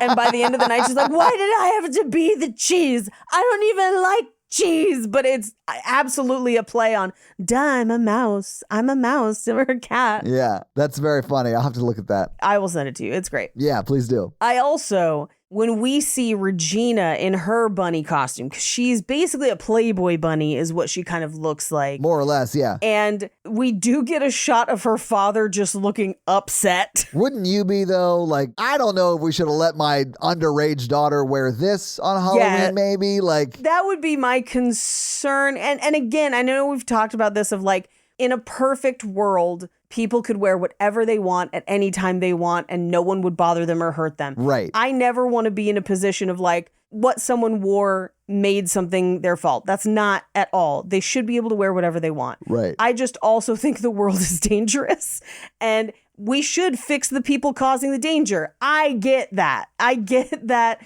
the onus is on the people doing the bad things, but I would also worry just knowing what the world is like, sending a teenager out in an outfit like that, I would be concerned for their well-being. It is sad. It is sad and rough. But at the party, we cut to Gretchen and Karen standing and like kind of surveying because Gretchen is still sad about Jason, who's there with Taylor Bedell. It's like a whole thing. Yeah. And Karen is like, you know who's looking hot? Seth Mosikowski. And she's like, he's your cousin. Yeah, but he's my first cousin. Yeah, but he's like my first cousin. And you're like, that's worse. That's the only thing you could have said that would be the number one on like the Family Feud question of which version cousin should you not sleep with. Right. That's the number one answer. And she's like, no, but it's my first cousin. It's fine. My first cousin. Yeah. Wait, that's not right. That is not right. It's not right. Hey, Seth. And she just like runs off. Like she makes out with her cousin that night. I'm sure of it. I'm glad we don't see it. Yeah. Katie shows up dressed in a wedding dress, veil, whole nine, but very bloody and kind of zombie-like. She runs into Aaron and he's like, let me guess, zombie bride. And she's like, an ex-wife, which is actually a pretty funny like outfit. But and she's wearing the worst comically big teeth. Yes. So and she's got like full coverage over her entire body. Like everyone else is dressed sexy and she like did the opposite of what was actually the social assignment, but did actually what she was told to do. Yes. Which is, I think, very funny. But I think he actually like kind of gets the joke and appreciates her take on it, the ex-wife. And like, I do think they do a good job here of showing that like who they are as people, they're also kind of into that. Right. You know? Yes. Like he likes that she's kind of a nerd and silly and, you know, she thinks he's hot or whatever. I think that's more of who he is, right? Me too. You know? Anyway, but Regina pulls him aside and lies to him about Katie. Oh, man. Yeah. Because she's like, she kind of has a crush on you. And he's like, oh, really? Like, he's excited about like, oh, he definitely great. is. I have a crush on her too, right? She's like, yeah, she like saved a lock of your hair and everything. She's going to do like a spell on it. And he's like, what the fuck?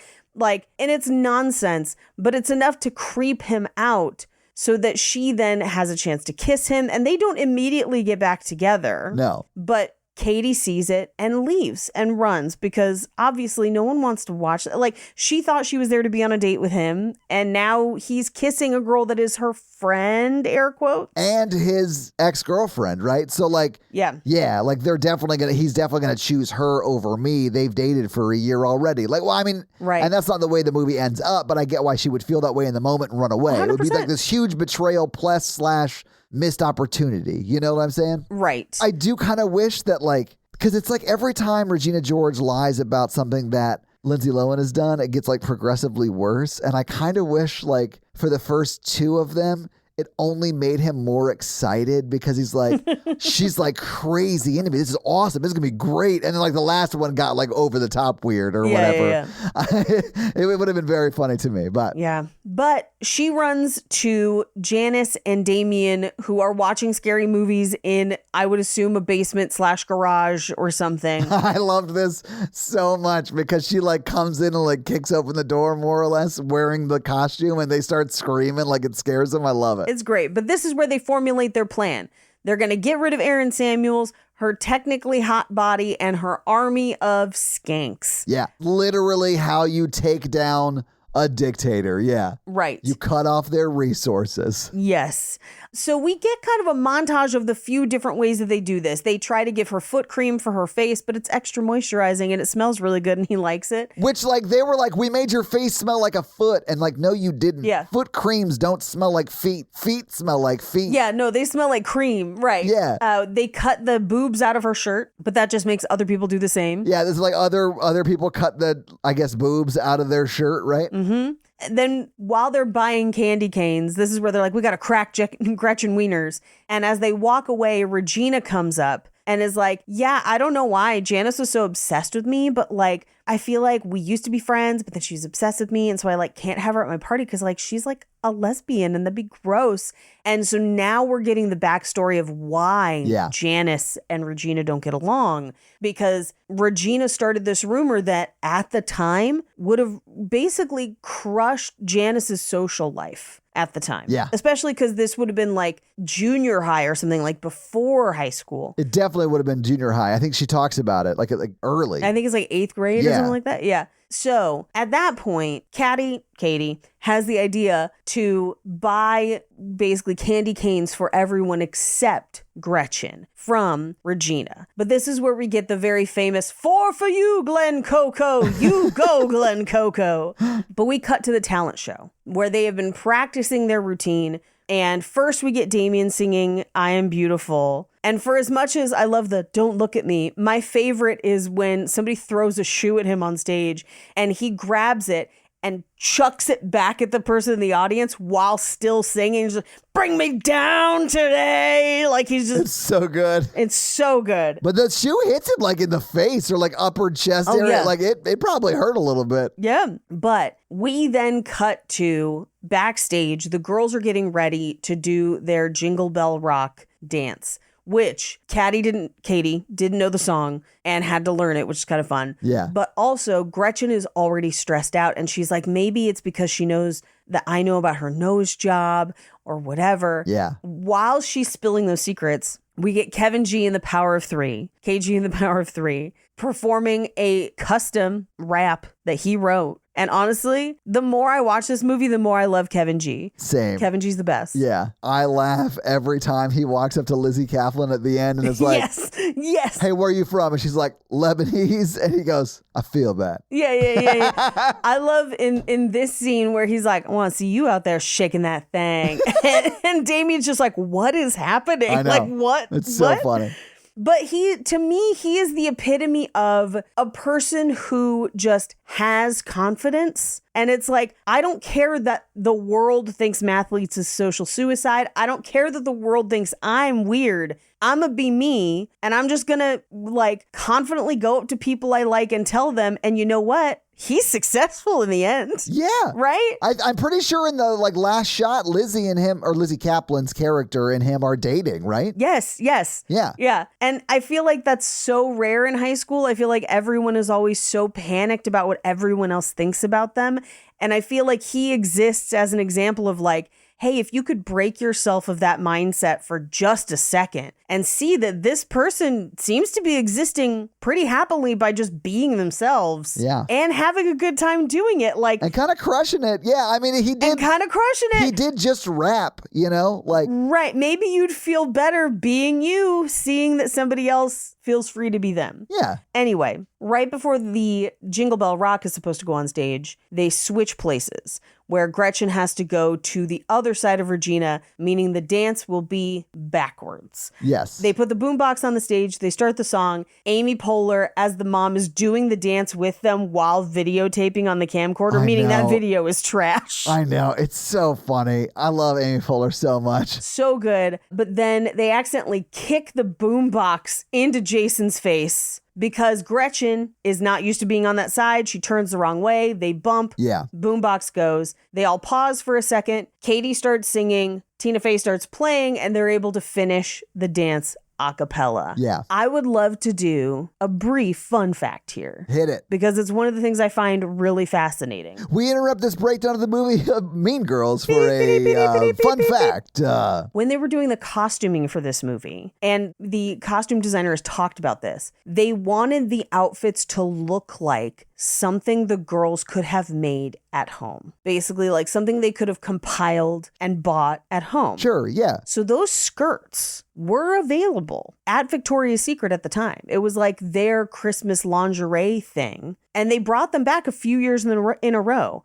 So at the time, and I think they just add fur basically to like a cami or whatever, you could have bought this outfit at the mall as a teenager, which I think is really funny and interesting. That's great, yeah. That they kind of nail it. Anyway, we cut to Gretchen in class the next day. Now they do, right after the show, they do kind of like imply that Katie likes Kevin G. Clearly that's not the case, but it's trying to like take the focus off of Aaron, whatever. Yeah. But we cut to the next day. Gretchen's in school, and this is where she's giving her speech about Julius Caesar. Oh man, I love this because it's just like, I mean, I love that she's doing it, but I also love the way they shoot it. Yes. Because it starts with like the Caesar, which she's very clearly talking about Regina George. We should just stab Caesar. Yeah. Yes. Like Brutus is cute. Everyone likes Brutus too, right? Like Brutus is just as popular as Caesar. We should just stab Caesar. It's so funny and it's like so passionate. But if you see it, like it dissolves from her in the classroom Right. to her in the bathroom talking to Lindsay Lohan, and it's like all one shot. Yes. And it's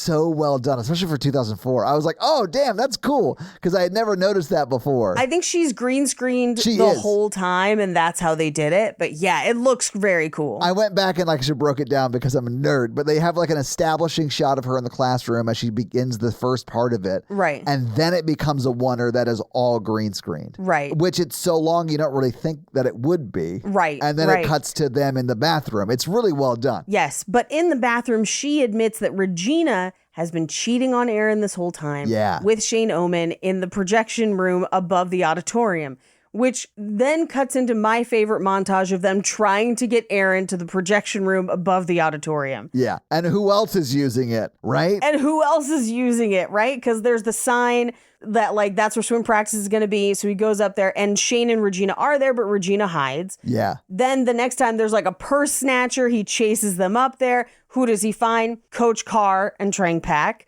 That's not good. Very problematic, yes. Very problematic. We then cut to Katie's house where her mom has Caltine bars. Bars that are used for people to gain weight when they're having trouble gaining weight. Yeah. And they decide to give some to Regina. I had a friend who had to drink shakes that were Yeah. for this purpose when I was in high school. Yep. And he was just like, he literally could not put on weight. It was Yeah. crazy. But yeah, he had like 2 a day. But it was like specifically for like, he just had like an overactive material. Like it was almost prescribed, you know, it was like Yeah. that kind of thing. There was a girl like that at my high school too, but for her, they mostly just made her eat a lot of butter, I mean, yeah, okay. which I know sounds crazy, except that she would have like butter on all of her lunch and stuff at school. But it was literally because she couldn't gain weight. Like it was, I felt bad. It sounded awful as much as I love butter. She's the only person asking for butter at Cheesecake Factory. She's like, I gotta put some butter on the top of this cheesecake, get it real nice and buttery. It's too sweet, Paige. You don't want to butter on a sweet thing. I mean, it depends on the kind of butter. If this is like a cinnamon apple butter, I shouldn't laugh about it. She's doing great now. Of course. Yeah, my friend's doing great too, honestly. Good for them. But we cut to basically another montage of rumors about the plastics, but now it's rumors about Katie, where it's like, Yeah. when Katie bought army pants and flip-flops, I bought army pants and flip-flops. And then she trips into that trash can. But she has a moment of like, when I wasn't talking about her, I was hoping other people would bring her up so that I could have a reason to talk about her. Yeah. And it's to Janice, who's like, yeah, no, I've heard all of it. I'm kind of over the Regina thing, but are you going to come to my art show? And she's like, no, I have to go to this thing with my parents, but like, don't worry about it. It just shows Lindsay Lohan being sucked into like actually being a plastic instead of doing Yes. it ironically to like feed information back to her Right. actual friend group. Exactly. And in doing so, we cut to math class where she's now deliberately failing to get an excuse for Aaron to tutor her, even though he's not that good at math. Yeah. I do love the voiceover where he's like explaining it and it's like, that's not it. That's not it. That's not it either. And it's like, oh, no, that's it. Okay. Yeah. But he comes over to tutor her, and as they're working together, she initiates a kiss, and he's like, I can't do this. That's not fair to Regina, because ultimately Aaron Samuels is a good, sweet boy. Yeah. But she does reveal that like, well, I mean, listen, she's cheating on you. So Yeah. And well, and before she does that, she's like, but Regina's so mean. He's like, look, everyone's mean. She's just more upfront about it. And I was like, what is this, the Beastly argument? I ain't hearing it. I had a wild conversation last night about Beastly and Beautician and the Beast. Yeah. Oh my God. I was at a dinner with some friends from work because we had just finished up like a long conference run. And so we were just like having a nice dinner in like the north end of Boston. And I went on quite a rant about how Beautician and the Beast might possibly be the best Beauty and the Beast adaptation ever.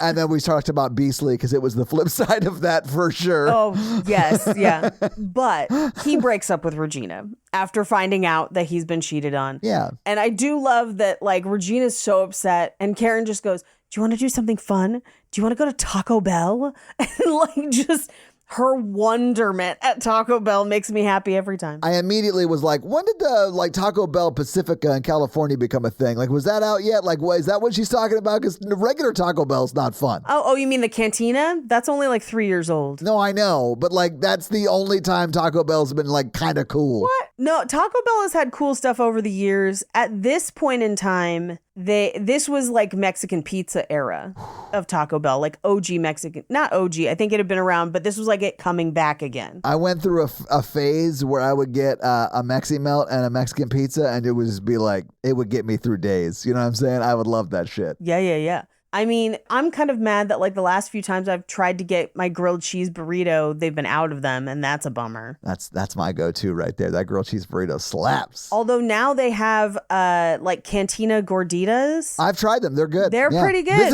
This straight up feels like a Taco Bell ad, and it's not. So maybe we should stop. But like, yeah, it was good.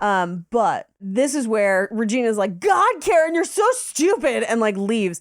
And Lindsay Lohan's character, Katie, is like, you're really not that stupid. And Karen goes, actually, I am. I'm failing everything. Yeah. And you're like, oh no, Karen.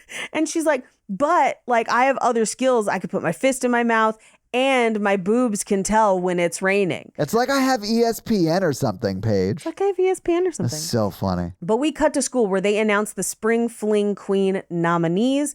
It is obviously Gretchen and Regina, and then also Janice and Katie. So R4. And this is where we get the next like 3-way call attack. My favorite part of this is that Regina is constantly eating donuts and then a giant baguette the entire time she's on the phone, because she believes that the Caltine bars burn carbs. So she's on an all carb diet. Yeah. Which is also where we get the is butter a carb? Love. But this is where they try and get Karen to understand that Regina doesn't like her, and also find out what Regina thinks about Gretchen.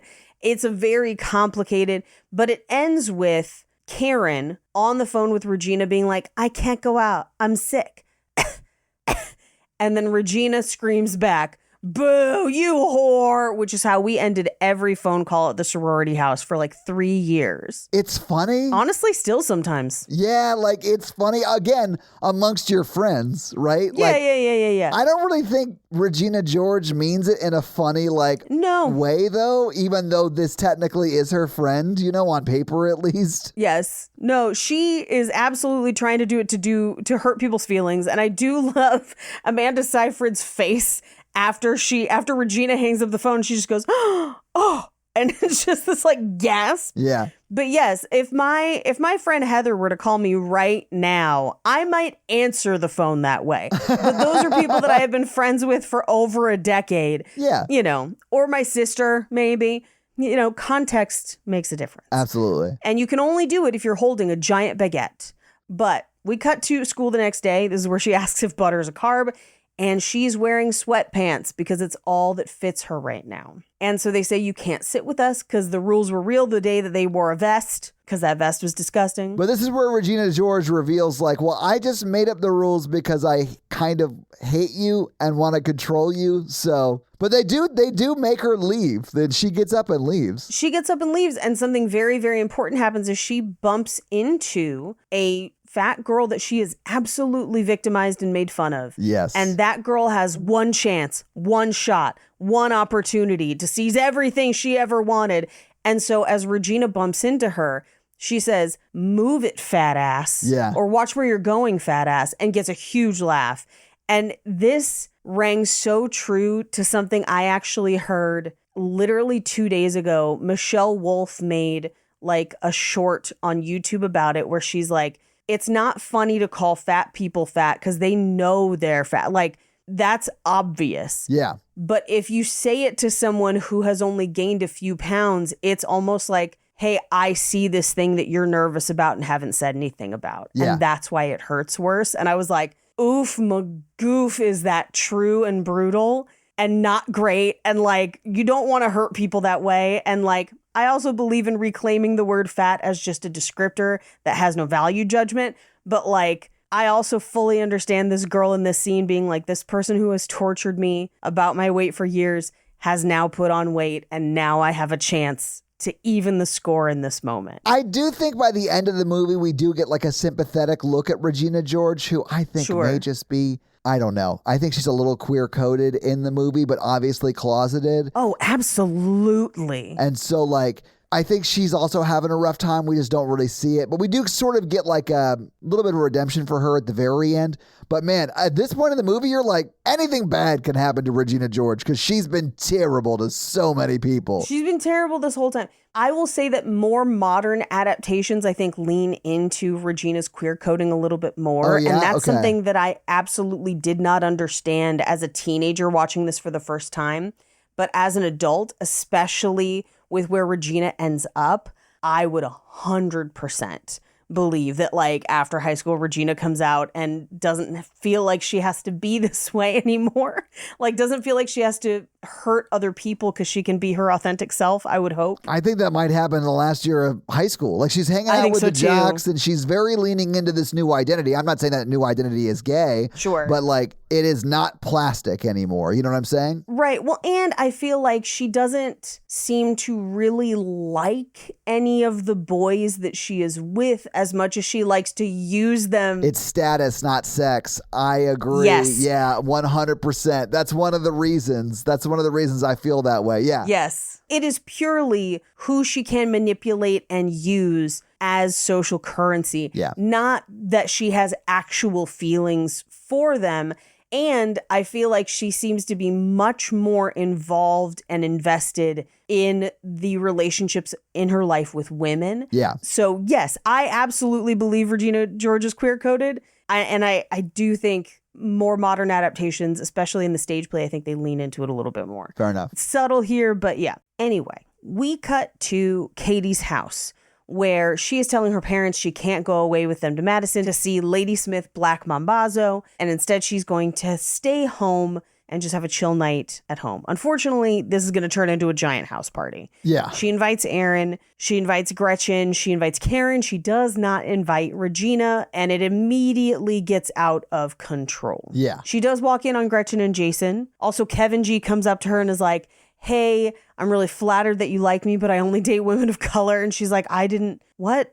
What are you talking about? But that will come back later. Yeah. Aaron gets there just as Regina arrives because Regina has now found out about the party. So Aaron goes upstairs to avoid her and he sees Katie's actual bedroom of like who Katie actually is. Yeah. And I think it kind of endears her to him a little bit. But then that immediately comes crashing down when she comes out of the bathroom and she is full Regina clone. Yeah. Well, I mean, he actually moves a picture of her with the plastics to see like a picture of her before then. And that he like picks it up and like takes more of an interest in stuff, you know? Right. Well, and he's like, I'm done with girls like Regina, no more liars. And she's like, perfect. I would never lie to you, except for the one time I told you I was bad at math. And he's like, what? Why would you fail? Like, that's stupid. You could have just talked to me. And she was like, yeah, no, you were like Regina's property. And he's like, what? No, what are you talking? And who should walk in on them but Regina, causing Katie to throw up? Yeah. So Aaron leaves, Regina leaves, and who should show up but Janice after the art show? So now Katie has lost literally all the friends that she had, including Janice, who's like, hey, you're not pretending to be a mean girl anymore. You just are one. You just are one. Yeah. You are now hurting people of your own volition. I love Damien won't even stop the car. They're like doing a drive-by at her house. Yes, because curfew. And she's like yelling at Katie out the sunroof of this car. It's such a funny way to do this moment in a movie, and I really kind of loved it. Yes. She like throws the painting that was in the art show and was like, here, you can have this. It won awards. It won a prize. Yeah, it won a prize or whatever. And she unfolds it. It's like Lizzie Kaplan, Damien, and her in like this nice little like mural kind of style painting. And I want my pink shirt back. I want my pink shirt back. Damien yelling that. Yeah, it's so funny. But this is also where, as Regina leaves with Shane, the status symbol that she is kind of carting around for the last half of the movie. Right. She takes out a Caltine bar and he's like, why are you eating those? Coach gives them to us when we want to go up a weight class. And she's like, oh my God, Thus begins I love this. my favorite visual gag of this movie. Where she starts screaming before she even gets in the car and doesn't stop until she's inside her room, and only then does she take a breath. Well, as she takes one breath and then she screams again as she like grabs a picture, grabs the burn book, grabs a glue stick, glues a picture down, and then stops screaming. Yeah. And she then writes, "This girl is the nastiest skank bitch I've ever met. Do not trust her. She is a fugly slut." And as I wrote this down, I was like, this would be a perfect Instagram bio, and someday I might do that. But at first you think she's going to write it about Katie. No, she writes it about herself. And we cut to the principal's office the next day where she's like, I found it in the girls' bathroom. And I love that as Tim Meadows is reading it, he's like, what does this say that like Dawn Schweitzer is a, and she just goes, fat whore, because she knows everything that's in the book. She wrote it. She wrote every line of it, except for the one that I guess Lindsay Lohan gave them about Damien, but... Or the Miss Norbury being a pusher, a drug pusher. That's right. But she's like, there's only 3 girls that aren't in it. And he then calls those girls into the office, starting with Katie, who is in health classes. And this is where he says, you're going to have a lot of urges. And he's still holding the thing of condoms. Yeah. They all come to the principal's office and they're like, yeah, we've seen the book before, but we didn't write it. It was Regina wrote it. And this is also where Gretchen has I don't think my father, the inventor of toaster strudel, would want me to answer any questions without my lawyer or an adult present. Which, like, yes, lawyer up immediately in this situation, I guess. But also, nobody cares about toaster strudel, and stop trying to make fetch happen, Gretchen. It's not like it's Pop-Tarts. They serve 2 different purposes. I get people liking both. I understand. But as they're in the meeting with the principal, Regina walks out and tosses photocopies of the pages of the book throughout the entire hallway. I love that this is done kind of like back and forth while Tim Meadows is talking with the 3 girls, the suspects or whatever, because he's like, I don't want anyone to see any of this. And she's like, well, yeah, we don't want this to get out either. And it's just Regina George throwing the pages of the book all over the school. It's so funny to me. So immediately as people get out of class, it's a massive fight where made out with a hot dog. That was one time. And then like clicks realizing that things that they thought they had said in confidence are in this book. Yeah. Everybody is getting into it until literally Tim Meadows takes a baseball bat, triggers the sprinklers, and orders everyone into the gym. Well, just the women. Yeah, just the women. Yeah. All junior girls report to the gymnasium now. Yes. So they start out with like, okay, who here has had someone say something mean about them? And who here said something mean about somebody else? And I do love that Tim Meadows starts to try and do this. And he's like, all right, let's start here. What's something, what did the book say about you? And she's like, it says that I'm not a virgin because I use super jumbo tampons, but it's not my fault that I have a heavy flow and wide set vagina. And he's like, I can't do this. He's like, Tina Fey, you're up. I'm out. Tap in. I'm out. Tap in. But this is where she gets, this has been lady on lady crime. Yeah. Where you have all said something about somebody. People have said things about you, so you know it hurts. So let's hash it out. Let's go click by click. What are the issues that the book brought up? We'll talk through it. And then Regina George is like, we don't have click problems, and some of us have been victimized. And she's like, great. Yeah, who here has been personally victimized by Regina George? And everyone raises their hand, including the teachers. I did love that. Yeah. But then she turns to Katie and is like, is there anything you want to own up to or apologize about? And Katie says no, because she feels like she can't apologize for that without owning up to the whole book. Yeah. We then get into the part where she's like, you got to stop calling each other sluts and whores because it makes it okay for guys to call you that. And I was like, we're close, but not quite.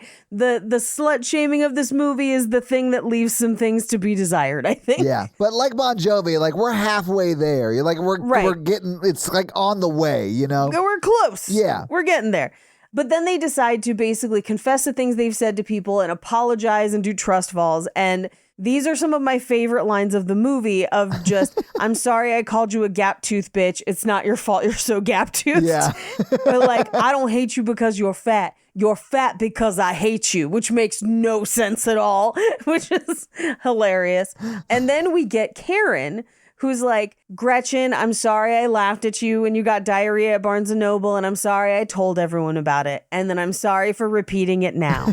And they catch her. She trust falls. But then Gretchen gets up there and is like, I'm sorry I'm so popular and I guess people don't like it, but like I can't apologize for the fact I'm so popular, and no one catches her. They just like, well, Karen tries. Karen does. I mean, Karen goes to catch, but everyone steps away like, no, fuck that. That's so rude, you know? Yes. And Katie kind of goes to the back of the line, but Janice sees. So Janice cuts up in front and Janice says, I do have things to apologize for. Yes, Regina.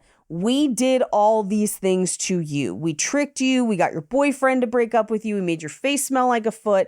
We gave you Caltine bars to gain weight. And I think I did all of this because I have a big lesbian crush on you. Suck on that. And then does like a crowd surf. Yeah. Where everyone's just like, oh, hell yes. This leads Regina to book it and leave. Yeah. And Katie kind of chases after her to be like, hey, like, I need to apologize to you. This is not great. And she's like, I don't give a shit. Nobody likes you. They think you're a less hot version of me. And as she's kind of dressing Katie down, she walks out into the street, and who should come but a bus? Fast. Oh, yeah. Immediately hitting Regina George. So fast that, like, she might have died. And it does sort of say that, like, and that's the day Regina George died or whatever. But it's just a joke. Right. But it still made me laugh.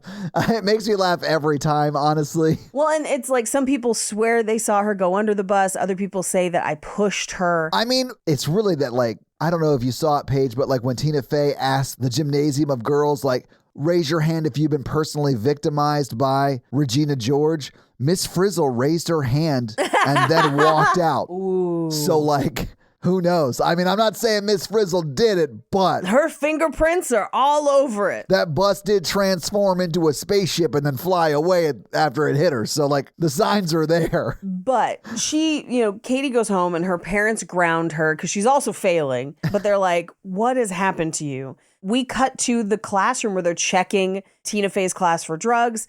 And at this point, Katie is like, I'm done. I got to admit to it. I got to suck the poison out. I got to do it. And so she brings flowers to Regina. Yeah. She admits that she did the book, even though she didn't do it alone. But we cut to her back in Tina Fey's classroom, and she's like, did you get in trouble? I know you didn't do it alone. Did you rat people out? And she's like, no, I'm doing this thing where I don't talk about people behind their back. Yeah. But she does own up to it, and she technically did add one line to it. So she's not lying about it, technically. Right. Although, like, as far as punishment goes, she should maybe get 1/50th of the punishment because there's way more, like, there was way more people in there than that one, you know? Right. But we then cut to everyone getting ready for spring fling, except that Katie is getting ready for the mathletes competition. But we see Regina getting her dress on along with her back brace. Yes. We see Karen putting a backwards K on her cleavage, which is great.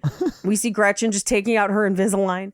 Then we cut to the Mathletics, Mathlympics, regionals. It's state. I don't know. It's definitely state because he says, hey, congrats on winning state at the end. Got it. Which I'm sure is a thing, but like, I don't know. I wasn't in mathletes because, again, not good at math. Right.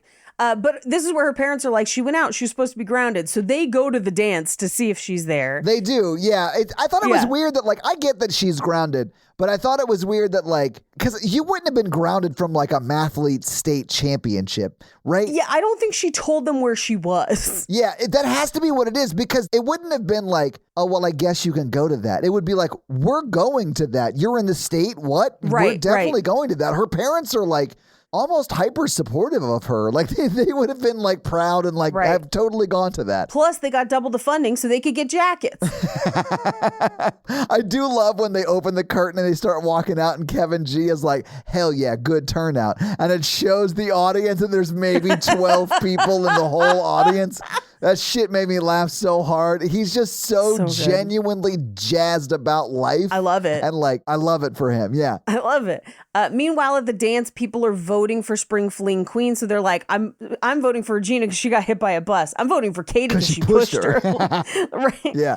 We get to see Regina taking her Spring Fling photos. And this is where Amy Poehler, who is also dressed up behind her, also taking photos. Well, but also standing in the In the photo, in the frame. Yeah, in the photo that the actual photographer was taking. You know, like the step and repeat photos you all take for your high school prom. Yes. It's like having that photo, but your mom peeking over your shoulder, photobombing you. Right. Yeah. Right. Because she leans into it. Yes. It's great. And she's dressed in a prom dress. She's just clinging so hard. I love Amy Poehler so much. She's so funny. Speaking of prom dresses, I mentioned last week that there is a dress that looks almost exactly like the dress in this movie. The only place you see it is when you see Katie put on her mathlete's jacket. The dress is hanging on the door. Oh, yeah? But it looks like the prom dress from last week.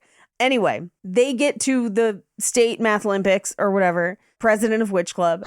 They are tied up at the end. So they have a sudden death between her and the other contestant from the other team, Miss Kraft. And it's a question about limits, where the limit does not exist.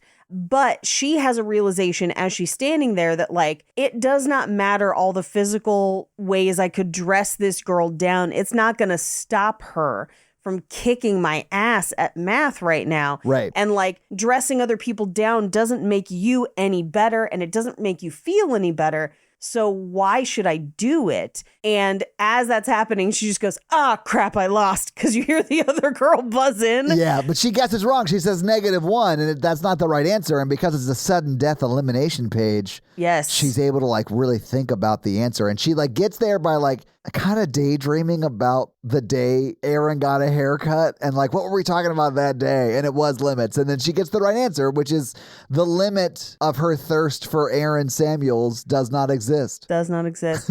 But they win. And it gets me every time when Kevin G comes out and just rips his shirt open and is like, yeah, get some. I know, dude. Kevin G is nuts. I love him. He is persistently my favorite character. Yeah. But we then cut to Spring Fling because the mathletes show up and they announce who the Spring Fling king and queen are. One is Shane Oman, the social status guy that we don't even really talk about all that much in the movie, but he's clearly the most popular guy at school. And that's the only reason why Regina is with him, which I think is very funny. Yeah. That he's not even a main character. I'm not even sure he has a line of dialogue. I mean, we see him make out with Regina George, I think, once, right? He does. He's the one who tells her about Caltine bars. Oh, that's right. That's basically his only line, really. Yeah. But I also love that when you win Spring Fling, you also win 2 gift certificates to the Walker Brothers Pancake House. Well, except for when your friends steal one. Hilarious. I love that. Cracks me up every time. Yeah. But she wins, but she does her very, famous for this movie speech of I believe that sign on the Alamo Dome. We are all winners. We are all beautiful in our own ways. Yeah. We all deserve a piece of this crown. She breaks up the crown, tosses it to everybody. Prom/Spring Fling goes on. Yeah. And Erin comes to bring her the 2 certificates. Her friends steal one. I love that. It cracks me up every time. It makes me laugh too. Yeah. But she gets it and he's like, you haven't been drinking, right? And she's like, no. He's like, your stomach's okay? She's like, yes. So they dance and kiss. And then it kind of goes around where it's Tina Fey and Tim Meadows are kind of kissing. And then it gets to Janice and Damien who try kissing and are like, no, gross. I'm out. And as they part ways, Kevin G cuts in and he's like, hey, girl, where you from? I'm Lebanese. All right. I feel that. Yeah. I feel that. But then we cut to essentially the next year where they're like, hey, this is what happened. This is the epilogue. Regina got in with the lacrosse girls because they weren't afraid of her. Yeah. And so she could get out her aggression in sports. Gretchen joined a new clique where she speaks fluent Vietnamese. Kevin G and Janice are dating. Karen is reporting on the weather. And she, I guess, is dating Aaron while he's at Northwestern, which is nearby. So Girl World is at peace, but they see a group of junior plastics and they're like, well, if they ever try to threaten our peace, we know how to deal with them. We cut to them almost getting hit by a bus and they're like, just kidding. And that's the movie. So having seen the movie, having talked about the movie, what did you think about Mean Girls? Still love it. Still loved watching it today. It is pretty great. It holds up better than you would expect, I would say, most of the time, too. I agree. Yeah, I think Tina Fey's very, very funny, and she's great at writing, so I really enjoyed this movie. I hadn't watched it in a while, and I was actually kind of pleasantly surprised at how well it held up, even though, again, it's not perfect. Yeah. But Paige, do you have any fun facts for us? I do. Well, hit us with your fun facts. Mean Girls, fun facts. So you may remember earlier when I mentioned that the hot dog line was changed to take this from R to PG. Yeah. It was originally masturbated with a hot dog is how they phrased it. That's fair. I mean, this is around the same time American Pie had a similar joke with the flute. Yes, exactly. But that movie's rated R, and that's why Exactly. they got away with it. Exactly. The other line that was changed was, is your muffin buttered? That line was originally, is your cherry popped? Would you like us to assign someone to pop your cherry? Tim Meadows broke his hand before shooting and had to wear a cast, and that's why he has the giant wrap No shit. That's why it's so big. Yeah. for carpal tunnel. Yes. Okay. Initially, Lindsay Lohan was cast as Regina George. Oh. Yes. But she ultimately decided that she wanted to play the nice girl so the public would not base her real personality on Regina's. At that point, they hired Rachel McAdams to play Regina George because only nice girls can play mean girls, according to the producer. Now, again, Amanda Seyfried also auditioned to play Regina. And allegedly, her audition was really good. I mean, she's a great actress. I bet it was. Yeah. There was a couple different, like, tilt-a-whirl, like, spin a wheel. Like possible versions of this. Yeah. Yes. Yeah. Yeah. Tina Fey had actually written background stories for all of the characters, even small ones. Oh, nice. So if actors had questions about their characters, she could fill in the blanks for them. That's actually something, it happens a lot more in TV than it does in movies because you spend more time with your characters. So you'll need to know more about them over time. Yeah. Because you might play that character for like years and years. You know, Right? There's like a character Bible. Yes. And stuff that doesn't end up on the screen, but Yeah. stuff that you just, as the character, need to know. Yeah. Sometimes people do it for movies. I think it's really helpful when people do it. So I think it was great that she did that. Yeah. Amy Poehler is only 7 years older than Rachel McAdams. Now, they had to fight to get Amy Poehler cast. Originally, I believe they wanted Rachel Dratch to play that role. And they just didn't think that it quite fit. And so they had to lobby to get Amy Poehler in, but they were worried that she would be too young. And Tina Fey had to like push for them to get Amy Poehler into that role. Yeah. I think Amy Poehler does fantastic, but this is kind of the same thing that if you know the history of 30 Rock, Rachel Dratch was also supposed to play the character that Jane Krakowski ends up playing. Yeah. And I do think Jane Krakowski, amazing casting. Cannot wait to see what she does with Oh Mary. I think that's going to be incredible. Yeah. But this is like one of the other times that Rachel Dratch was supposed to have a role and then it ends up with somebody else, which is kind of a bummer because I do love Rachel Dratch. Me too. She's hilarious. And I think that she is just one of those people who like didn't get cast in the stuff she should have because she's not like, quote, conventionally attractive. Yes. Yeah. But is incredibly talented. Yeah. Yeah. Agreed. Yeah. Rajiv Surendra, who plays Kevin G, had not rapped before, and Tina Fey and Amy Poehler helped coach and choreograph the on-screen performance for Kevin G's rap at the Winter Talent Show. I mean, honestly, he does a great job of the rap because it seems like, you know, a high school kid who's just like dipping his toe in. Yeah, absolutely. So Amanda Seyfried, this is her first film role. She does great. She does great, yeah. So the scene in which Katie walks in on Jason and Gretchen kissing in the party is a lot different than the first draft of the script. Originally, she walks in on Gretchen giving Jason a blowjob. This had to be removed for the PG-13 rating.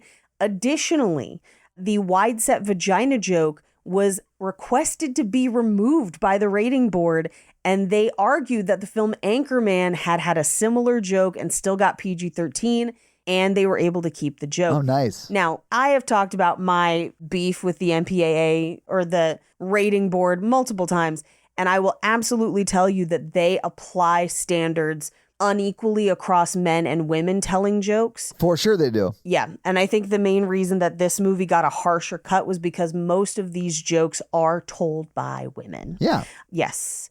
This was Tina Fey's first feature film as far as a writer. Like, she had written sketches before, and obviously she was in the process of what would become 30 Rock, but this was her first feature film. She has also confessed in interviews that part of the reason they cast Jonathan Bennett, who plays Aaron Samuels, is because he kind of looked like Jimmy Fallon. He definitely did at the time. Yeah. And in her mind, the like affable, popular guy, like her archetype for that was Jimmy Fallon. This is a thing that like, I feel like this comes up a lot more in romance novels, but like oftentimes when writers write something, they write it with a person in mind, even if it's just certain characteristics of that person. Like Stephanie Meyer has talked about at length that she pictured Henry Cavill when writing Edward Cullen, like a lot. Oh, yeah? Yeah, and there's like a few others that are like well known that people were like focusing on that. But I think it's really interesting that Jimmy Fallon was kind of the basis for Aaron Samuels. I think that's an interesting pick. Yeah. But it's usually somebody that like the writer knows or likes in another role. Yeah. That can then kind of focus a character. So Amanda Seyfried, like I said, auditioned for a bunch of different roles within the movie and was initially cast to play Katie. But then when Lindsay Lohan wanted to play Katie, she was then shifted to, quote, the dumb girl, as Lorne Michaels called it. Oh, man. Troubling man sometimes. Yeah. But also getting bumped from what is the lead to the dumb girl. Like that's Right. That sucks. That's a rough take. But I mean, she went on to be very, very famous. So like, couldn't keep her down. No, well, I honestly think that she is more famous because of Karen than she would have been had she played Katie. Well, I don't know, but you might be right. I mean, it's one of those things where sometimes a lead role is so plain, it will not make you stand out as much. Well, because you have to play kind of like the quote everyman, you know? Exactly. Yeah. And so I think her playing Karen is probably why she actually did get cast more after this. So I mentioned this is based on a book. The book is Queen Bees and Wannabes, Helping Your Daughter Survive Cliques, Gossip, Boyfriends, and Other Realities of Adolescence by Rosalind Wiseman. And it is a parental self-help guide with no narrative at all, but some assorted sample stories from real high schoolers. And I'll end on this one because this is troubling and fun. Amy Poehler pinned a piece of cocktail wiener into her bra to encourage the chihuahua to nibble there. And those are your fun facts for this movie. Well, thank you for those fun facts, Paige. Let's talk a little bit about box office. So what do you think the production budget was for Mean Girls in 2004? I think in 2004, this probably cost about $12 million. Yeah, close. It was $18 million, which if you adjust for inflation is $30.7 million today. This movie came out the weekend of April 30th, again, 2024, and it was number 1 the weekend it came out. It beat the number 2 movie, which was Man on Fire. Number 3 was 13 going on 30. Number 4 was Laws of Attraction. And number 5 was Godsend. What do you think Mean Girls brought in its opening weekend, Paige? Ooh, opening weekend, I bet this brought in at least $9 million. Yeah, it did. And it brought in a bunch more than that. It was $24.4 million in its opening weekend. It did really, really well. Hell yeah. I mean, on a what was it, $18 million budget? That's like... That's great. That's a great opening weekend. Really good. I mean, you made your budget back. In your opening weekend. It was number 2 in its second week. It was number 3 in its third week. And it was number 4 in its fourth week. It was never again in the top 5, but Paige, it was in the top 10 until its 7th week. In fact, it was 10 in its 7th week. And then in its 8th week, it fell to 14th and was never again in the top 10, but was in theaters for 19 weeks total. So what do you think Mean Girls brought in its domestic run at the box office in 2004? Ooh, 2004 full domestic run. I'm going to say this brings in about $74 million. You're close. You're off by $12 million. It was $86 million, which is damn real good. That's a real good. Yeah. It also brought in $44 million internationally for a total of $130 million, which if you adjust for inflation is like $222.3 million today. So like it did all right. Anyway, that's your box office. Paige, you want to hit us with that romance scale? Sure. Our romance scale is a scale of 1 to 4 of how romantic we found the movie today. Todd? It's a 1 for me. Like, it is not very romantic, although I do love the movie. I do think she and Aaron Samuels end up together, but it is also a teen movie, so I'm going to give it a 1. I mean, they definitely end up together. We see that in the last scene because they're dating, although he's at college, but still, yeah. And that's your romance scale. Yeah. Hey, Todd, do you have any reviews for us? I do. This week, I'm going to read a comment from our most recent Pretty in Pink episode. Nice. And this week, I'm going to read Tia's comment. And they say, and again, this is our Pretty in Pink episode, so keep that in mind. Tia says, I think the only movie I've seen where James Spader played a good guy was Stargate, and in that film, he wore glasses. I honestly had no idea his eyesight was that bad. There you go. Yeah. But yeah, Tia, thank you so much for that comment. And if you want to have me read your Spotify comment or 5-star Apple review, leave us one of those things and I'll do just that. So yeah, if you guys like this show and want to hear our other show where we talk about horror movies, that is The Horror Virgin. That's the only other podcast I am on, but Paige is also on Cult Podcast, which you can find at Cult Podcast. And you can find us on social media. I am at Todd J. Awesome, literally everywhere. Paige is at Paige Wesley on Instagram. No, it's at Rampage Wesley on Instagram and TikTok, at Paige Wesley on Twitter. That's right. All right. So that's where you can find Paige. If you want to find the show, we are at Romancing the Pod Show, right? Yep, Romancing Pod Show on Twitter. Well, and Instagram, right? And Instagram, but it's show SHO because character limits. If you start typing Romancing the Pod, it'll come up. It'll definitely come up on Instagram. I don't know about Twitter because I haven't posted on Twitter in a hot ass minute. So like, who knows? But that is where you can find more of us. So yeah, guys, give us a follow. Support the show any way you can. We'd love it. Smash that like button. Hell yeah. And that's going to be it for us. You guys, I'm Paige. And I'm Todd. And you complete us. To completion. Bye. Stop trying to make fetch happen, nerds. La la la la.